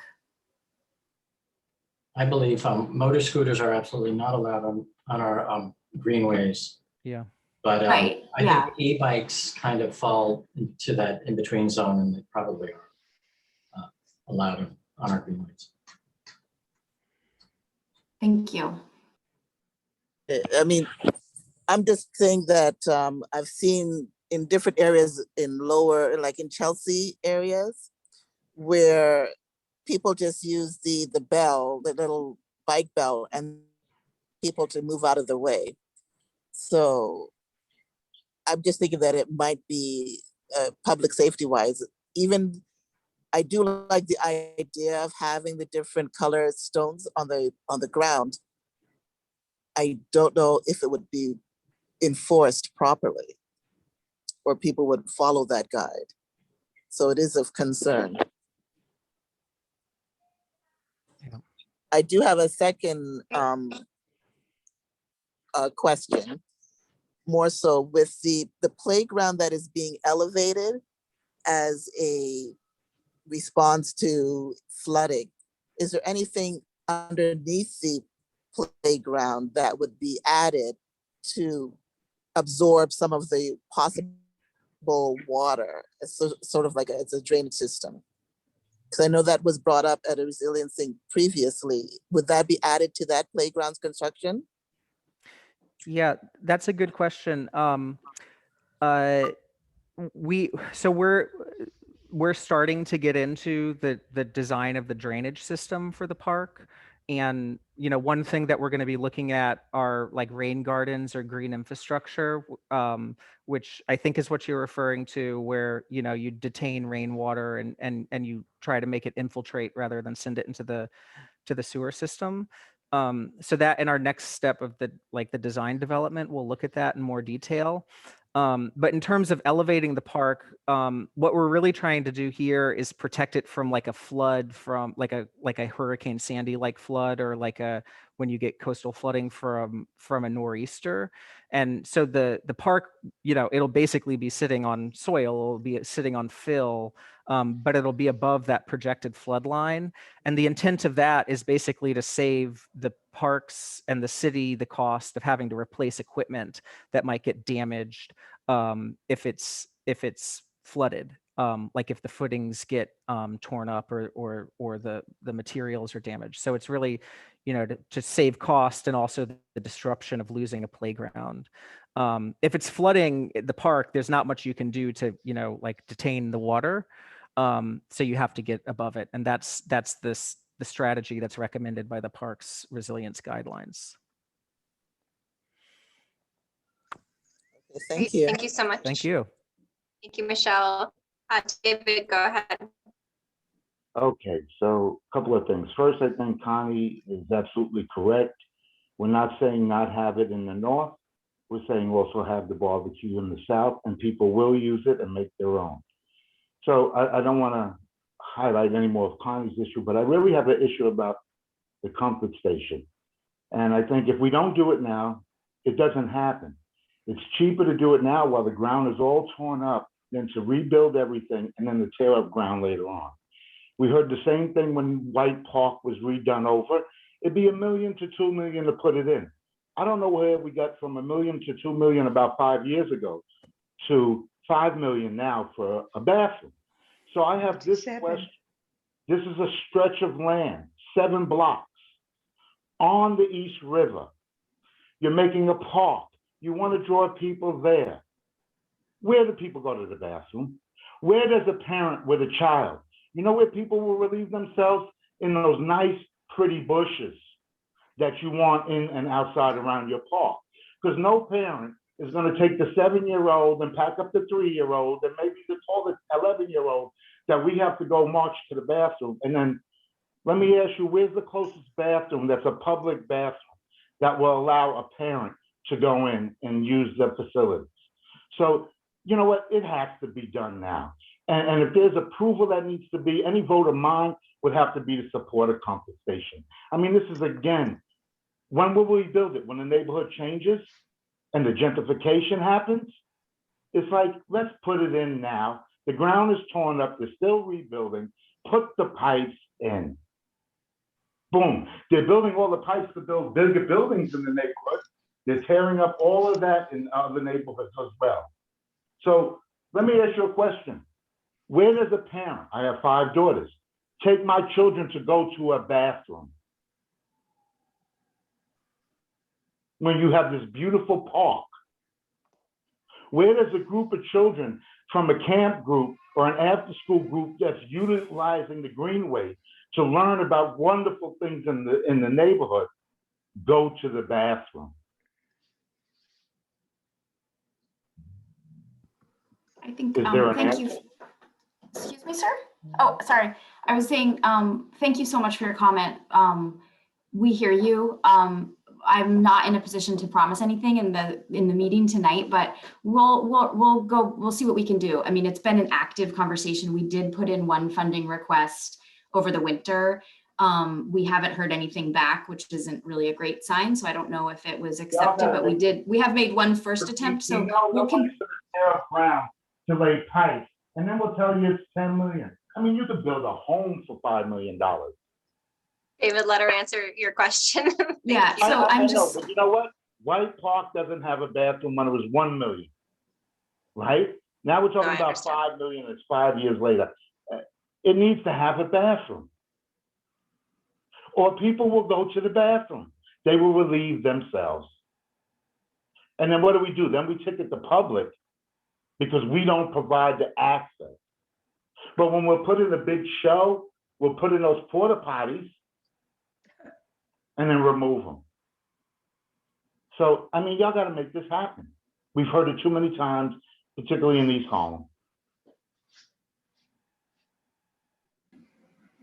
Thanks for your comment, sir. As I said, we're going to look into it. I'm not in the position to promise a city investment right now, but we'll keep trying. I totally hear your comment, and it's valid. Thank you. And Sarah, is there anything that we as a community board can do to assist in that advocating, make a request to public officials, anything you recommend? Yeah, that's how our projects get funded, is through allocations from local elected officials. So that is often, of course, that how these play out. We can talk amongst the project team and see, if we can work with you on that request. As we go along. I recognize it's a need. This sort of funding came in, as you guys know, we started with the bulkhead work, the top side. So we've just been really trying to make sure that we can keep this thing structurally sound and going from there. So, but it has been a live topic that we've had. Did you want to add anything, Ricardo? I just want to add, I asked the question, is where do people go to the bathroom? That was the question. That was the answer I'm waiting for. Not about what we'll try to do. Where do people go to the bathroom in a 7-block stretch. I'm just going to jump in here. Hi, Alder Chin. I think I just want to echo what Sarah was saying, is that we are actively exploring and trying to figure out funding opportunities as we are concurrently advancing the design for the very necessary bulkhead work as well as the topside park. And, I think it's, like as Sarah said, we can't make promises. In terms of Parks Department right now, as part of the POA, I was just checking to make sure, what the comfort station was that was promised in the POA. That was actually, I think it's in Harlem River Park. And that is something that Parks is currently working on. I recognize that it's you would need to take a bit of a roundabout way if you were walking from this new park to actually get here. But from a distance perspective, that is something that, Parks is actively working on right now. And we definitely hear you every time we come present this project. We get asked about comfort stations, and, we don't have conclusive news for you right now. We're trying to do the planning. We're exploring opportunities, and we will definitely be back with more updates on the project, and hopefully we'll have more updates on the comfort station. But right now, the active comfort station project that we're working on is at Harlem River Park, which you can in the key map. It's where the ball fields are. That is our active comfort station in this community right now, but we recognize that it's not super easy to get to from this new park. And so we're going to continue working, and I think to the Jessica's comment, we'll brainstorm whether there are ways that, a specific way that the community board can play an active role in supporting the ask for this.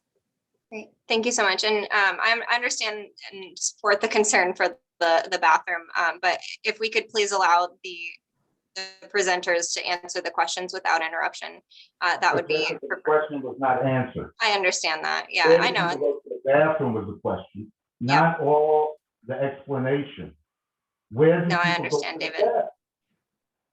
It's a hard question to answer, because if we don't have a bathroom, it puts us in a quandary. I appreciate your. But I would suggest to the Parks Committee that they prioritize funding for a bathroom here, because it's something that I've heard from people advocating for Harlem River Park for years.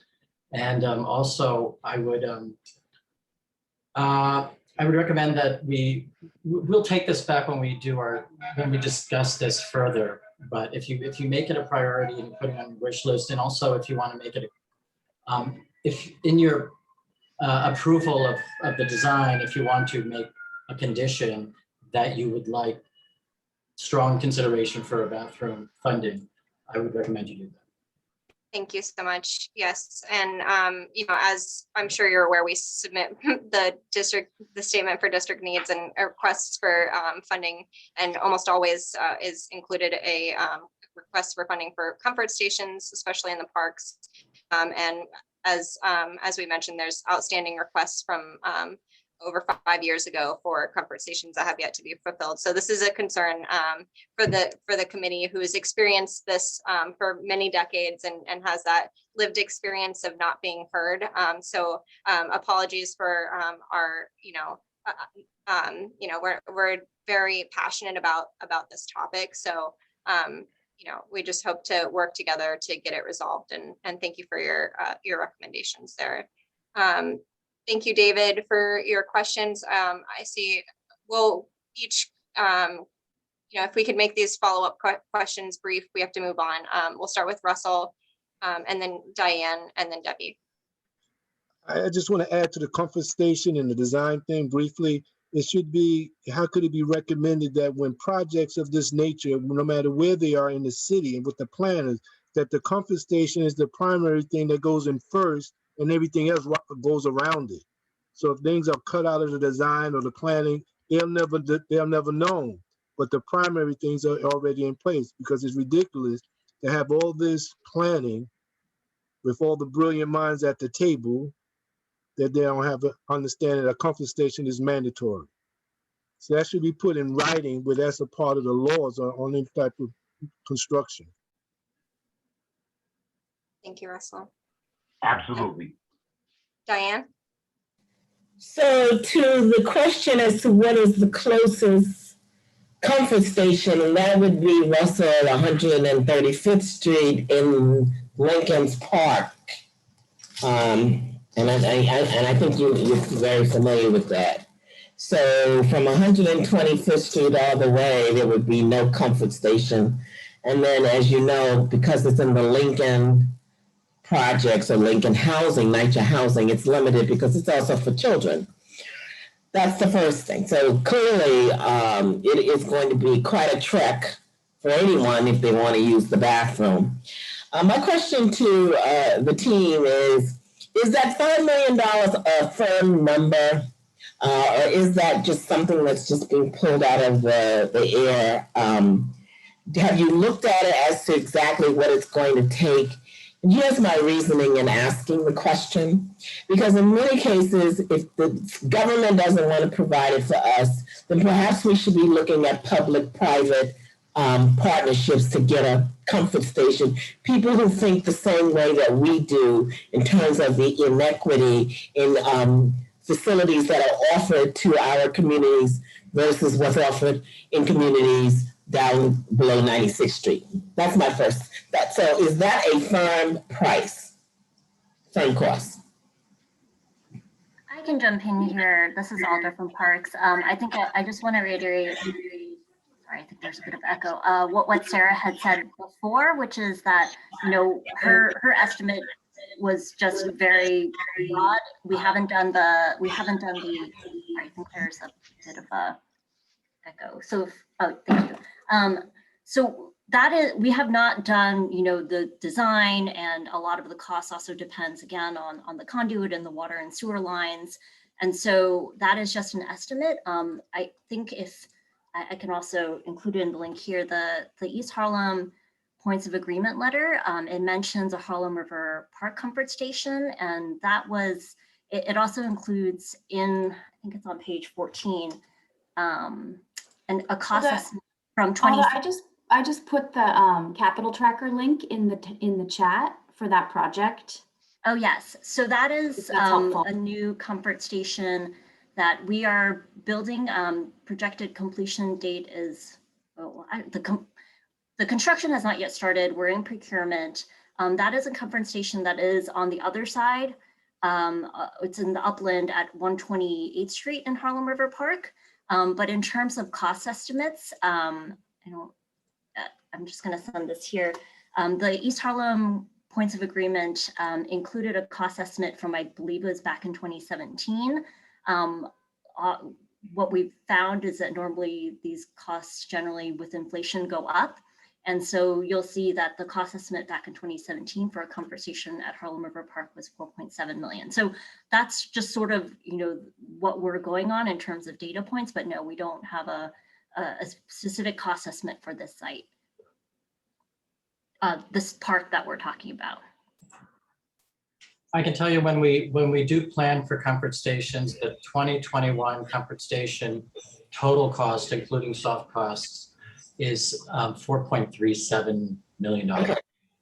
So my question to you, and you refer to it as the Harlem River Park, is that where the soccer park is? And the football park? Is that the only, okay, again, I've been on the board quite some time, so that is the only location I know where there was talk of putting a comfort station on 128th Street. Yes, and that project is proceeding. The design has been completed. We're currently procuring for it. Construction has not yet started, but it will be complete before the park that we're here presenting about is complete. So back to your, so that the rest of the committee and the public understands, this comfort station is still at least 2 blocks away from where the actual Greenway is going to be. So again, I strongly believe we're advocating for the right thing to get a comfort station within the Greenway. So if you can get us estimated costs so that we can advocate, obviously, for public and private, if we have to. Yeah, we can look at some projects that are in kind of similar types of contexts and pull up what we think would be a kind of a ballpark, sorry for the estimate as to what it would be so that there's a number that you guys can work with. I think that's a good approach. Thank you. Thank you, Diane. Debbie? I just think that it's pathetic that we have to beg for a bathroom. You know, I just think that it's just sad. And it's just another example of, you know, the disparities in social determinants of systematic, you know, disregard for this community. And, you know, it always happens. You come with all these wonderful plans and all these trees and all these wonderful pictures, and you don't have one concern. It's like there's a clear lack of concern.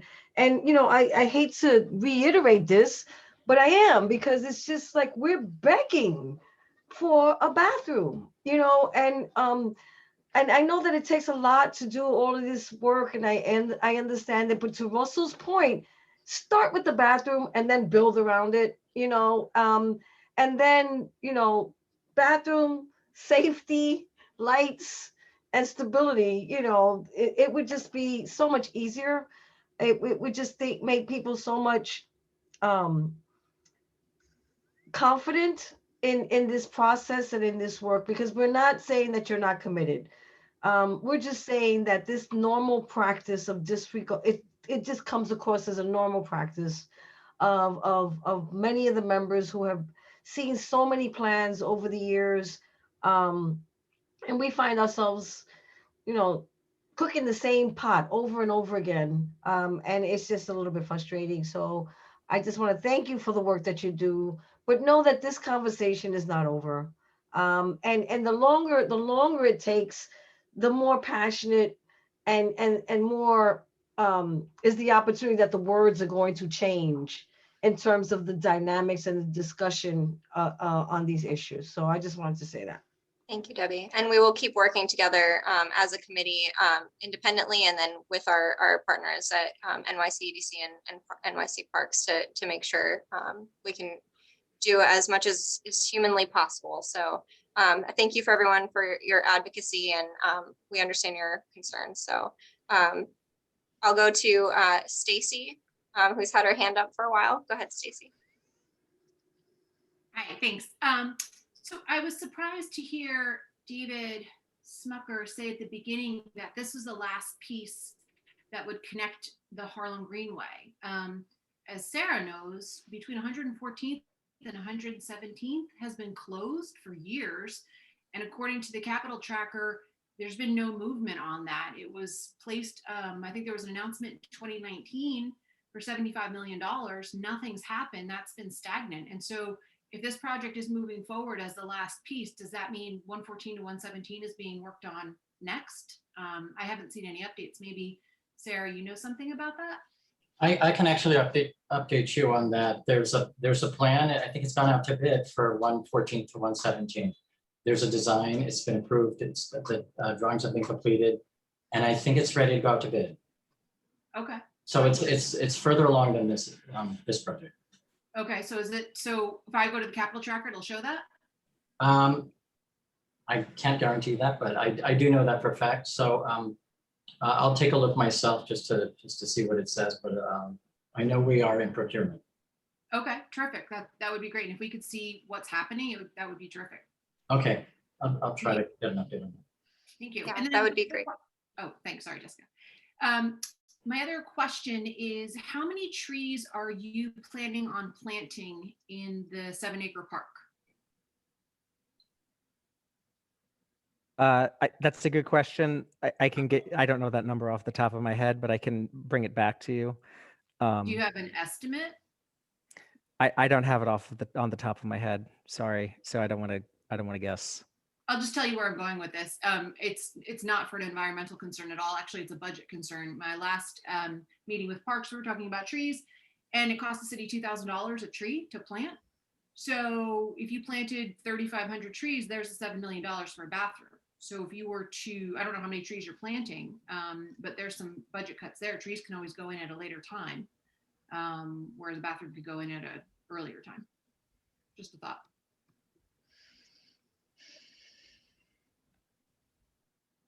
Thank you, Stacy. You're welcome.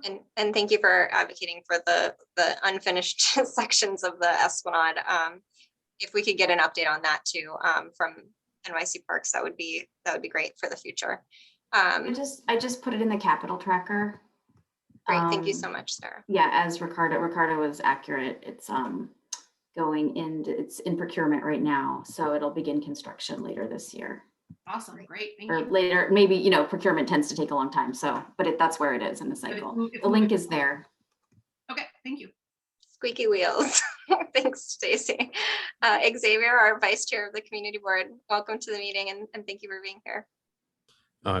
Thank you, Madam Chair, Jessica, and everyone who's made the comments and everyone presenting. I'm sorry I'm not on camera. I'm having to elevate my foot. I'd broken my ankle, so I'm kind of like not in a position that's camera friendly. So what you've had expressed here tonight, and I do have to echo a lot of the same comments, is that many of us have for, in some cases, decades, not only observed what's happened in the community as it relates to parks, but also looked outwardly for comparative analysis and been able to look holistically and see what's been committed to with other neighborhoods and saying, we don't have the same equity being delivered here. And I think that my best recommendation I can offer is that when these projects are presented and on their face, they're wonderful in concept. And I think we're asking everyone, EDC parks, to look at and commit toward providing the same design elements, the same investments that we see in our neighborhoods in Community District 8 or down the East River and elsewhere, because that's what we're looking for, is that kind of equity and investment in this community. And again, we just, as Stacy Pappas just raised with the holdup with the Esplanade, a lot of that was the case because of our previous speaker that was held at bay with that funding, and it only recently got delivered this year. But looking at those intricacies, we ask that when you present and give us updates, that we start working that into our design elements, so we have a more careful and considered approach. That's all. So I know it seems like everyone's coming and like beating you up. It's not with that intent. It's that we're actually in the streets doing that work, and we're listening to the people we represent. We're getting that feedback, and unfortunately our ears get turned a lot more than most people who come to attend our presentations across all our committees. And so that's where we're coming from, is we're trying to echo their voices. So if we can continue with that collaboration and maybe be in some of those meetings with members of this committee when you're having those higher level discussions with design and investment, I think we'll have a more productive result in the end. So that's just a recommendation. I appreciate and thank you for being here, and look forward to working further. Thank you, Xavier. And I just want to reiterate how much we appreciate how often and how much information is being conveyed to the committee and to the community on these projects. So thank you, and we appreciate you. Stacy and Xavier, your hands are both still raised, I assume by error. So I'm going to move on to Jessica Morris in the public. She's also a board member. Go ahead, Jessica. Thank you. Thanks, Jessica. Thank you. I'll try to keep it brief because I know we've been talking about this for quite some time now. I have a comment, a suggestion, and a can of worms. The comment is in regard to Michelle's point about the pavers and biking on pavers, biking next to people walking on pavers. Biking on those pavers is a horrendous nightmare. And if they are misaligned, it is not a pleasant experience.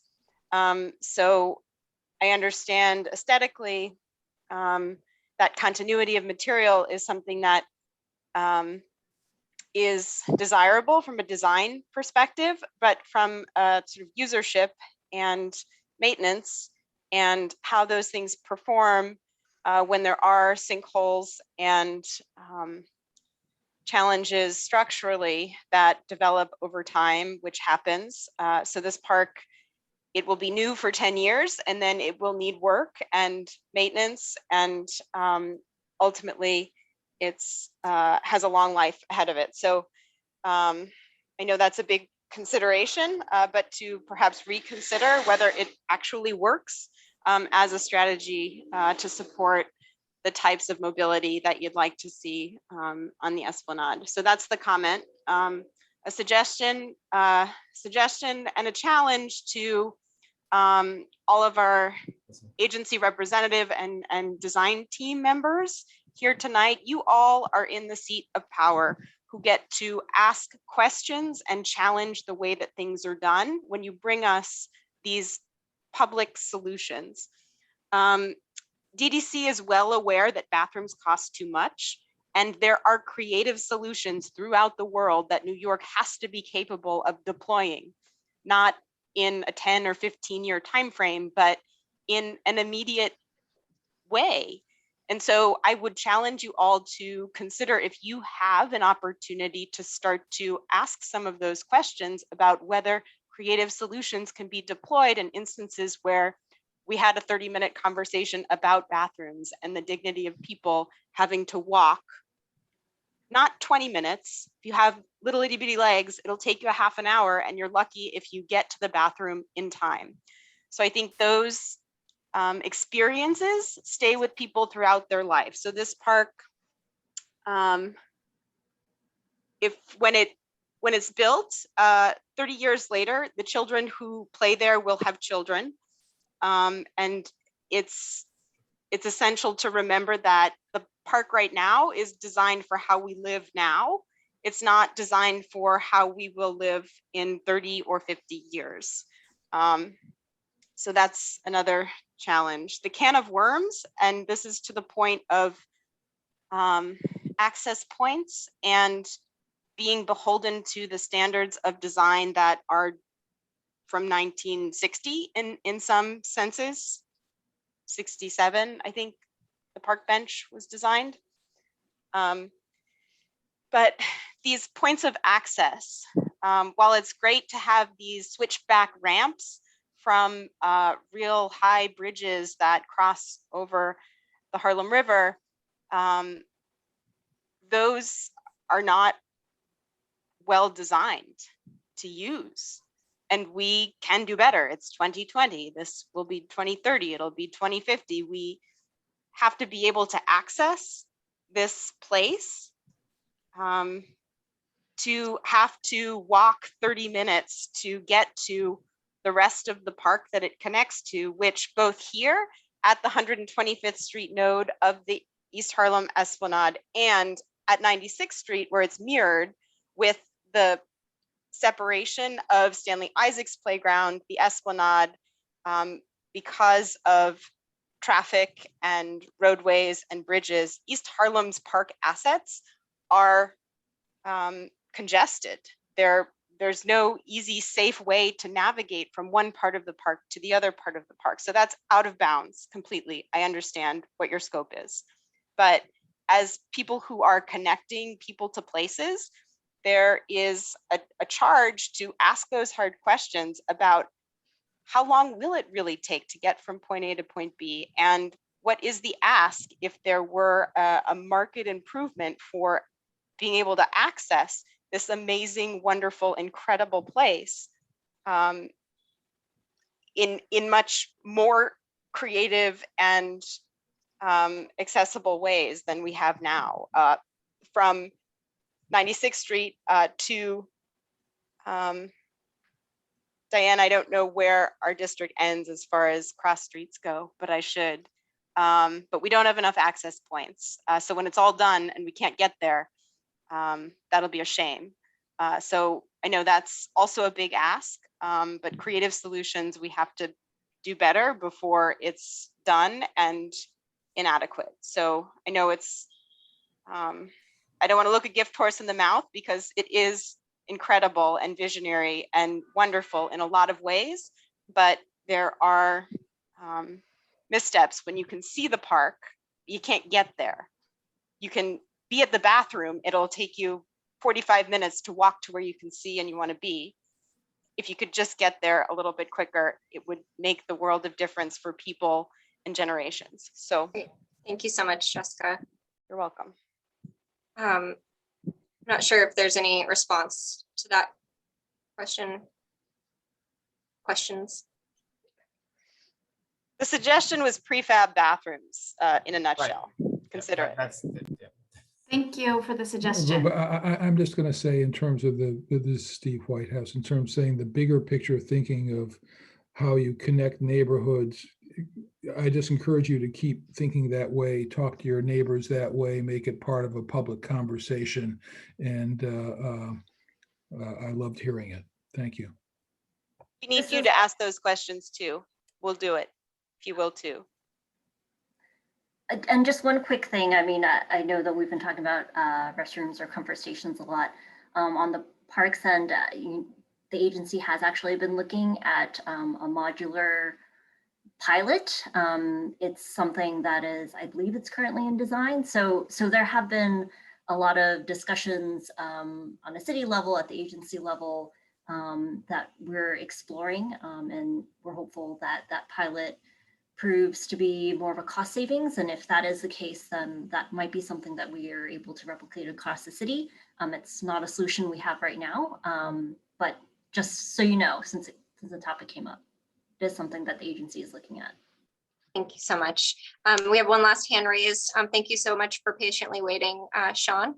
Thank you. A couple of things, like a statement and a question. One, I live in Upper East Harlem, and I think one of the concerns I have is, how much of an input, folks in like Riverton and Lincoln and East and Esplanade and those communities are involved in sort of the conversation. I feel like we're not necessarily included when these designs are being developed. I'm aware of this. I was actively involved in East Harlem, but I do think it's important that we increase the participation of folks on the upper side of East Harlem. The question I had was in terms of really connection between the Greenway and Harlem River Park. There should be no reason why, if I live in Riverton and I want to get onto Harlem River Park and ride all the way down to the East River, that I have to get off to connect back to the Greenway. Where's the conversation with the parks and DOT about making sure that that the gap is eliminated as part of the design process? Sir, do you live north of Esplanade Gardens? Is that right? You live up? Yes. Yes. So yeah, there was a big announcement a couple of weeks ago that there is a new project to resolve that section that goes sort of from 145th to 155th. As you can imagine, it's a really hard question because there's that MTA yard that goes out into the water, and then Esplanade Gardens isn't city property. So, that's a different type of conversation. But there is an active new project. It's going to take a long time because, like I said, it's a hard problem to solve, but there is a project that is trying to address that. So stay tuned. As far as community involvement, I would say is that still CB11 or is that up the next one? That's still CB11. Okay. We will be, once there's more announcement, more movement on that, that project will also be coming through this board as well. So you'll hear more about it as that one kind of gets going. And if I may ask one last question, public safety and security is a big issue. I know in, for example, Harlem River Park, the lack of security has really, I think Jessica mentioned earlier in her comments, the fact that, the underutilization of the park is because there has been maintained security, making sure that it's accessible, it's safe for families to actually use. And I think if we don't think about that for the Greenway, that's going to say the same is going to happen as well, is that people are not going to feel comfortable utilizing the space. And what's going to happen is you'll create a wonderful location, but no one's going to use it because they don't feel comfortable. So, I think it's important as you talk about sustainability, that you think about the safety and security, long-term security of the park space and making sure that it's actively, managed, supervised in some respects. Thank you so much, Sean. Thank you for being here and holding on to your question. Thank you. And thank you again to everyone, the design team, the city agencies team, our team, the community board team, and the public. I really appreciate everyone coming together for this discussion, and we look forward to continuing it. So thank you for all that you're doing to improve the parks in our community, and look forward to hearing back. Thanks for having us. Thank you. Thank you. Thank you. Yes, thank you very much. Sorry, will the PowerPoint be on the website of CB11 or will it be shared? We'll send it to the board. I don't think we've shared, we're finalizing the slide, so we'll send that over.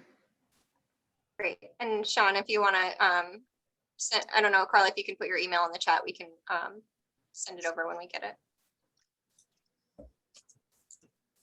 I'll put my email. Great. So unfortunately, our presentation, or maybe fortunately, since of how much time we've spent on the Harlem River Greenway, we are no longer hearing from DSNY tonight. So we will follow up with additional information on that as we move into our future meetings. We do have, I think, Carly, I'm not sure if the first thing we were going to do was the 2021 public art installations in parks from Connie Lee. Yes, I'm sorry, Connie. When I updated the agenda, I forgot to update the presentation. Do you have that available to share, Connie, or would you like us to pull it up? Let me see if I can share it. Might be quicker. Apologies for the vacuum cleaner in my background. I don't know why 9 p.m. is a good time for vacuuming. I'm just getting CB11, not my.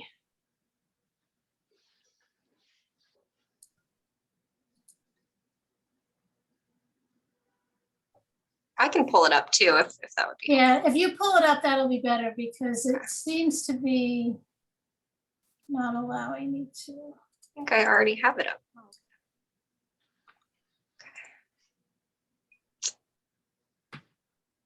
Share my screen.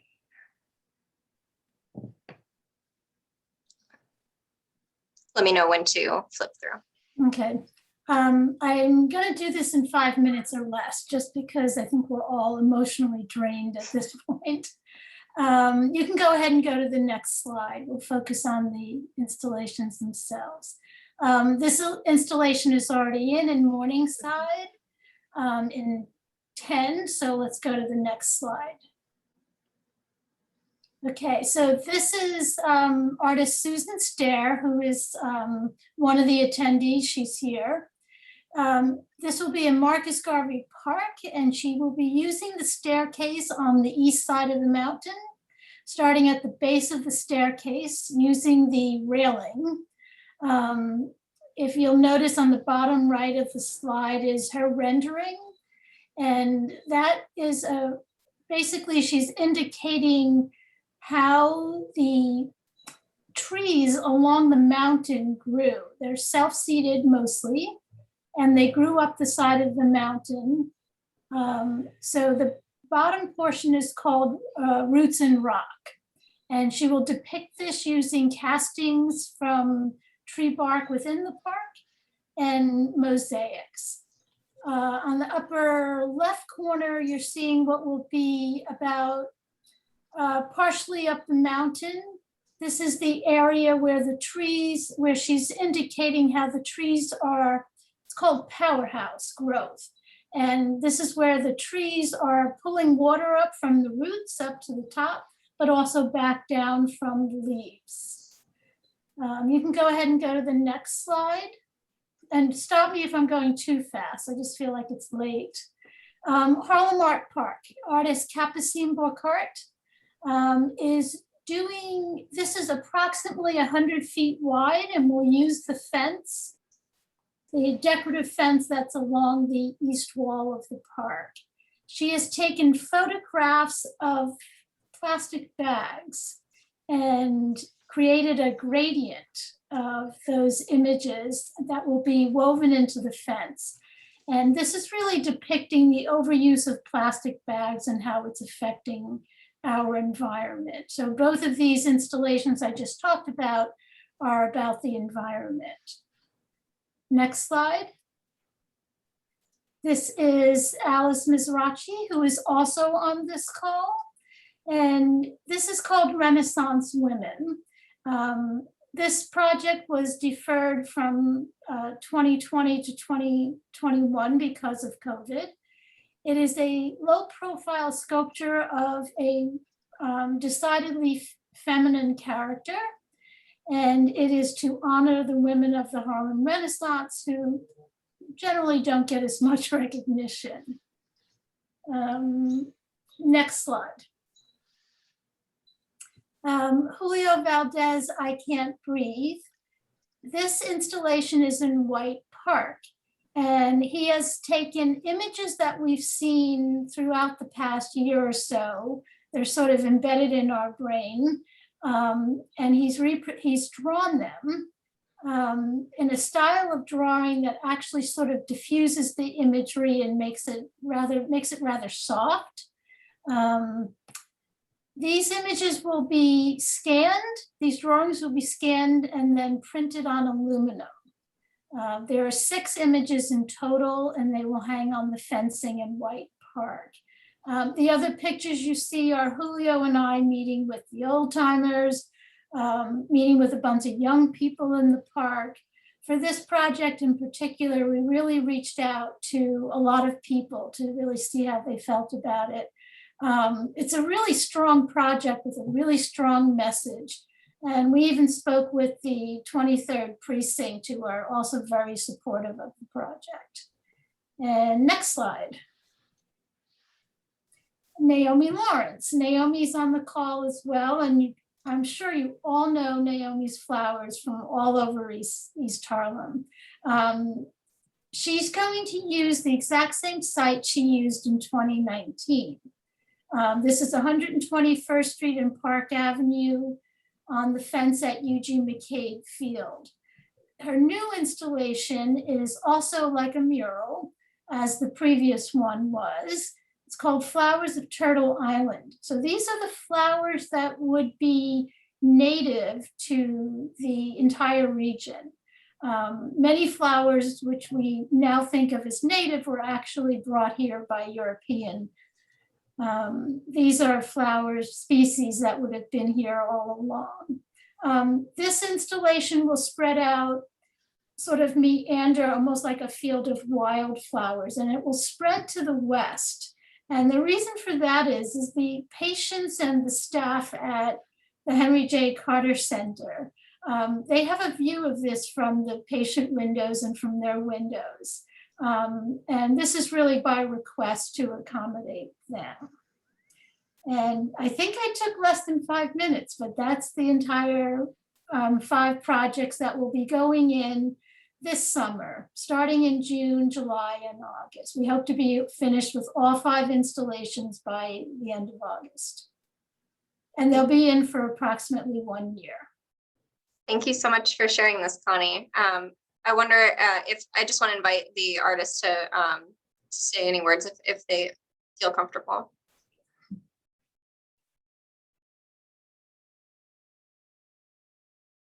No pressure.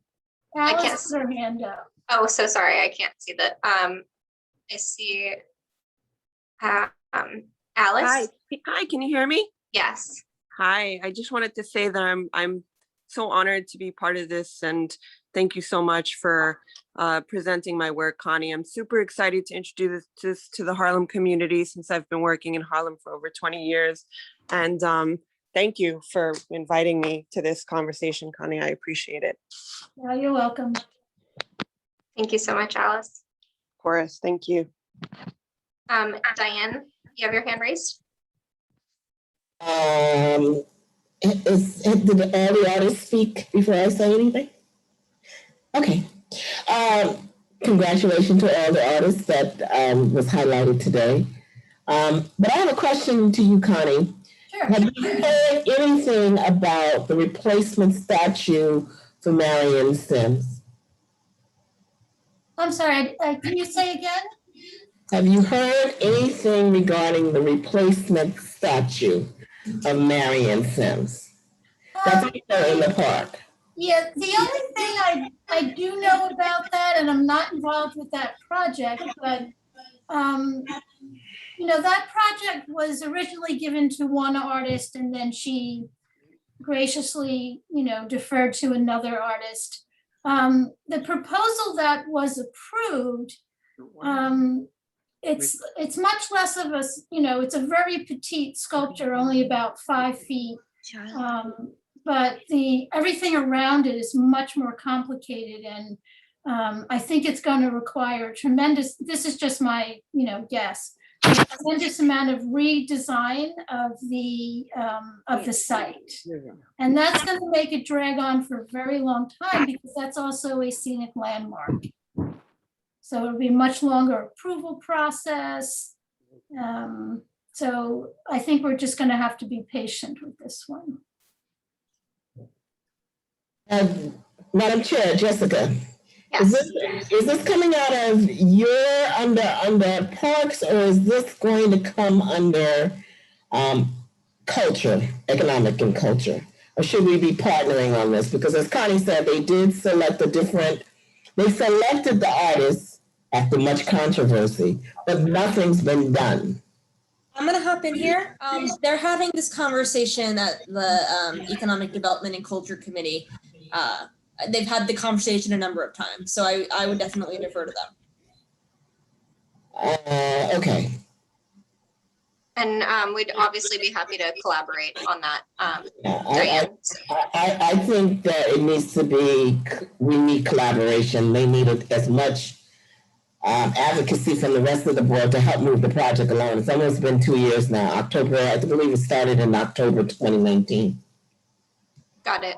Okay, I'll reach out to Marissa. Thank you so much for bringing that to our attention. Michelle?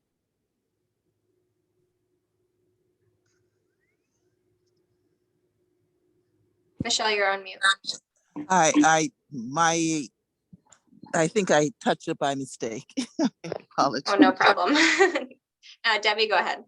I was just gonna say, the Friends of Our Park is always grateful for the work that Connie has done there, and we're super excited for the installation. And the other thing is that if we're gonna talk about statues that haven't gone up, the Tito Puente statue is another discussion, but I know that it's been a little bit difficult.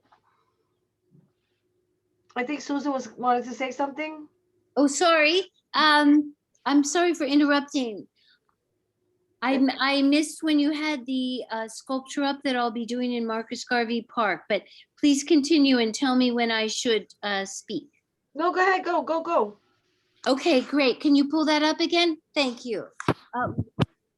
This is Ascending the Mountain.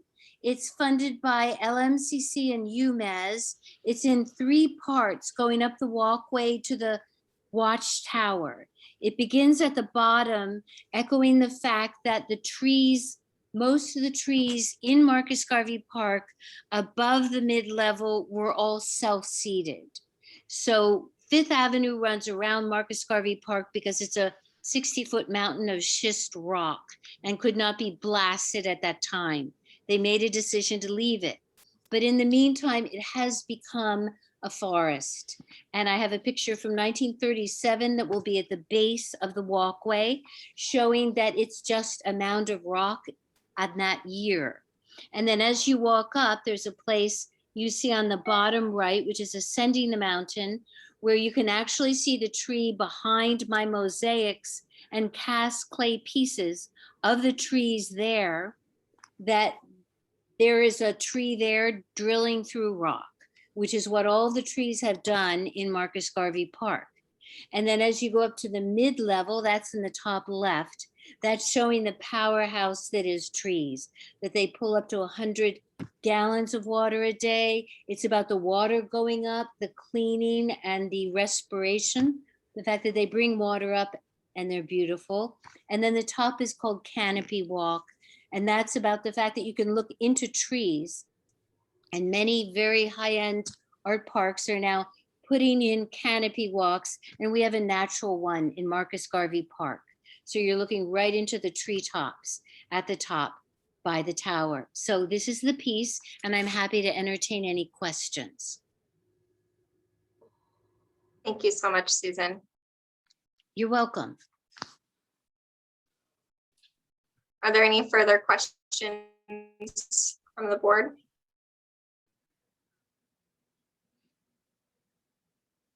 Okay, Question. thank you.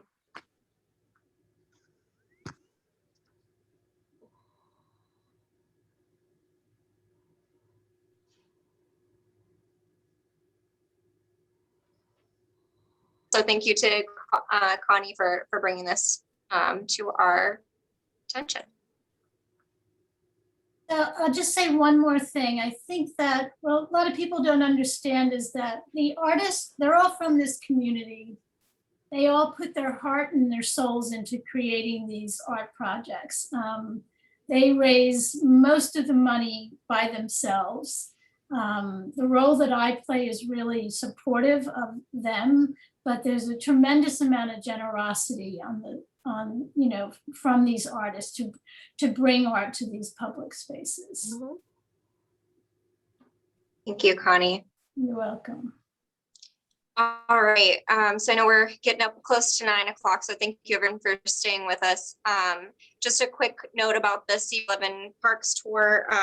Just a reminder of the Google Doc that was shared. I added everyone's comments from the community board committee check-ins. So some of you have infilled information based on what you told me, and Malik in those touch base. So if you have anything, so that we plan our but we are going on Saturday, June 26th, and we're gonna leave space for 2 hours. And to be honest, we're a little bit copying from the Hike the Heights from East of shared with us in Central Park, and then we'll walk over to the East River Esplanade and then and back. So we'll try to visit as many parks as possible in that 2 hour span, and then we will set another date for July. And it would be helpful, if we could discuss that quickly, but we will be looking at the northern end of the district. I know there's a lot of people on this community who have a lot of ties to those parks as well. So we'll spend another 2 hours on another Saturday in July or potentially August on those. So quickly, just wanted to remind everyone to put June 26th in your calendars, please. And then July, we're looking at the 17th, 12th, and 31st. So I'll go ahead and send out another doodle poll for those dates. But if anyone has any reservations about any of those dates, would be good to know now before we send that out. So neither June 26th or July 17th will work for me. Yeah, me neither. Because so perhaps I have programs at the park. So if you want to pass by, yeah, you're more than welcome to. And on the 26th, actually, is the 36th anniversary of the installation of Growth. So we're going to be doing a celebration that day. The Growth sculpture, not of growth, but the Growth sculpture. Sorry, I'm getting great. Yeah, I know. I think my internet may be lagging, so apologies if it is. But thank you, and I understand it's going to be very difficult to merge everyone's schedules in this way. So we'll aim for the 24th or 31st for July. Is there any overarching thoughts on between those two dates?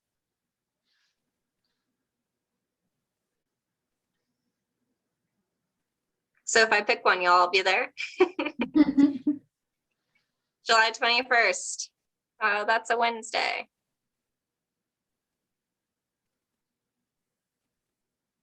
Okay, so we'll look at the 24th or the 31st for July. And if possible, we can see about scheduling a follow-up in August to see anything we haven't gotten to, or if people who aren't able to attend one can join us for a second. So thank you everyone for this. I know this is a big push, so I appreciate you all joining in on that and making it great. And feel free to share with any other community board members or community members, and everyone is welcome. So anyone who's interested can shoot me an email at eosp whatever my email address is, I'll post it in the chat. And we'll share the invite with you. So next on new business, we have Jessica Morris here, who has graciously offered to quickly describe the climate change in underserved populations RFI, which is a request for information. And her thought was that we use all of the work that we've been doing in the committee up to this point to, and I think discussing with Carly, similarly to how we did the testimony for the budget, that we sort of reutilize the elements that we've already voted on to escalate this to a higher level. So go ahead, Jessica. Thank you. And thank you for considering taking this up. I know sometimes it's difficult to respond quickly enough when there's an awareness of an opportunity to leverage the experience of a community in a long history to advocate for change when there's an opportunity to do so. So I'm not sure where I received notice, but there is a request for information or opportunity for comment in the form of testimony in response to 3 executive orders that were signed during the first days of the new presidential administration, relating to disparity, inequity, and programs and services that are currently in place, meaning the federal government is being charged with really looking at how they do things to better sort of be accountable for whether they are continuing to perpetuate inequities that have been in place for quite some time. So the 3 points of inquiry are, and I'll just read them as bullet points, and then I will go ahead and read some of the references that I suggested to the committee chair, Jessica Elliott, that we draw from, because both this committee and I believe also some things coming through the land use committee have relevance to this framework. So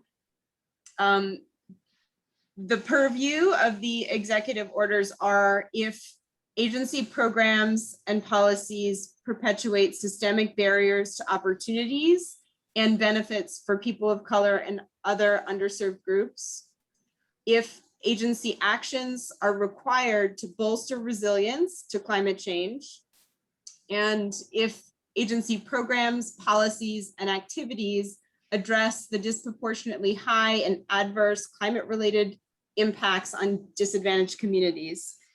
So I think a lot of the challenges that you all have been a part of in advocating for more information about the East Harlem Resilience Plan and all of the investment that is now happening at the end of a sort of a long history of not enough investment here in the people and places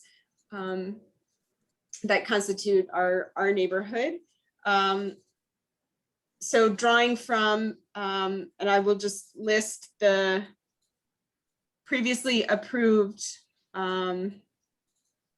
actions that the board has approved that will be able to support a statement of testimony in this respect. So the resolution regarding the proposed New York Department of Sanitation budget allocations and equity across Manhattan community districts. If you remember, that was pretty powerful and some of the things that it drew on. A letter to the New York City Environmental Justice Advisory Board regarding the Environmental Justice Plan, also related to climate and inequity.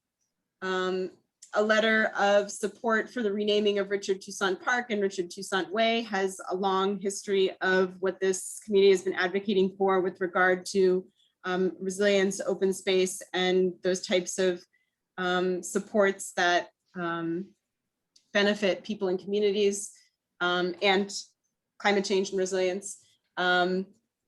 Allocating of $284 million in capital funding for the Esplanade and Pier 107. Again, that same sort of purpose. Response to the mayor's preliminary budget for fiscal year 2022. I think there are some powerful statements there to draw on and put forward. The Where We Live draft plan comment that came through land use, I think.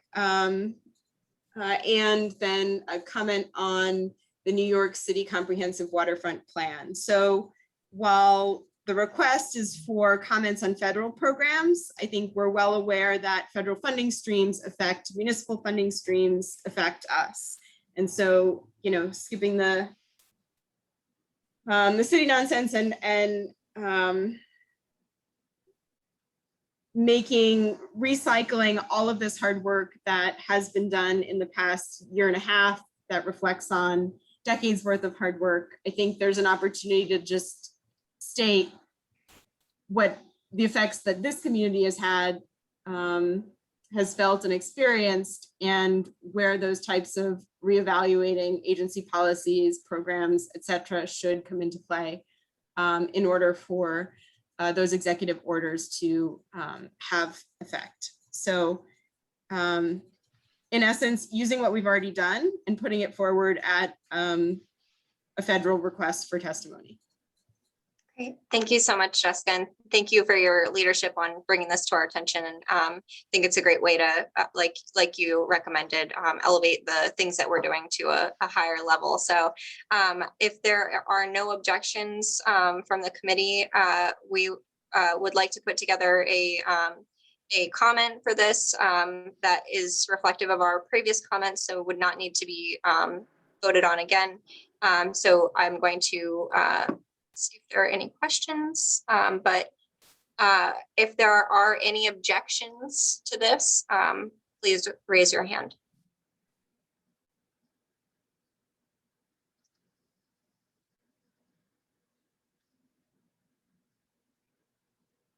Great. Seeing no objections, Jessica and I will work together and try to put something together ahead of executive just to be able to review before sending out as the deadline is approaching. So thank you, Jessica, and thank you to the committee.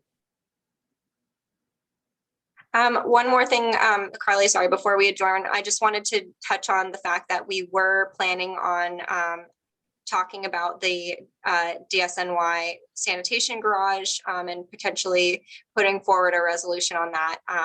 I think that with DSNY not being able to present on the status of things and to hear where they are, that it would be beneficial to hold off on that, given that we've already also released a lot of statements that touch on that recently.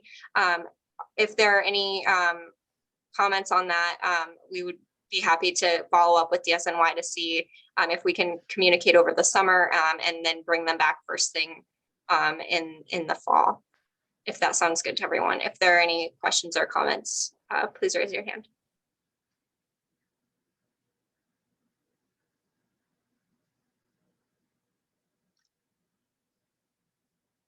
Okay.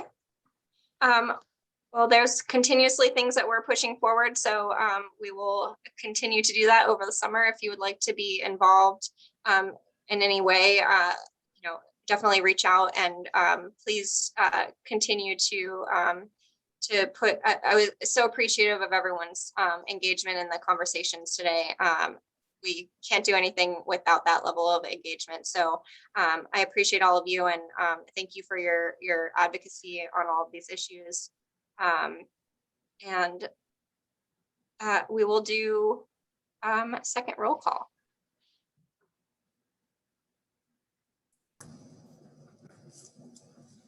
Collier? Here. Elliott? Here. Giordano, Present. Heredia, Lee, Here. Mastrota, Francis. I thought she was on. Present. Okay, there she is. McCullough, Quinones, Present. Schuler, Present. and Wiltshire Clement. Present. Okay. Great. And Michelle, I noticed you had your hand up. Did you have anything to add?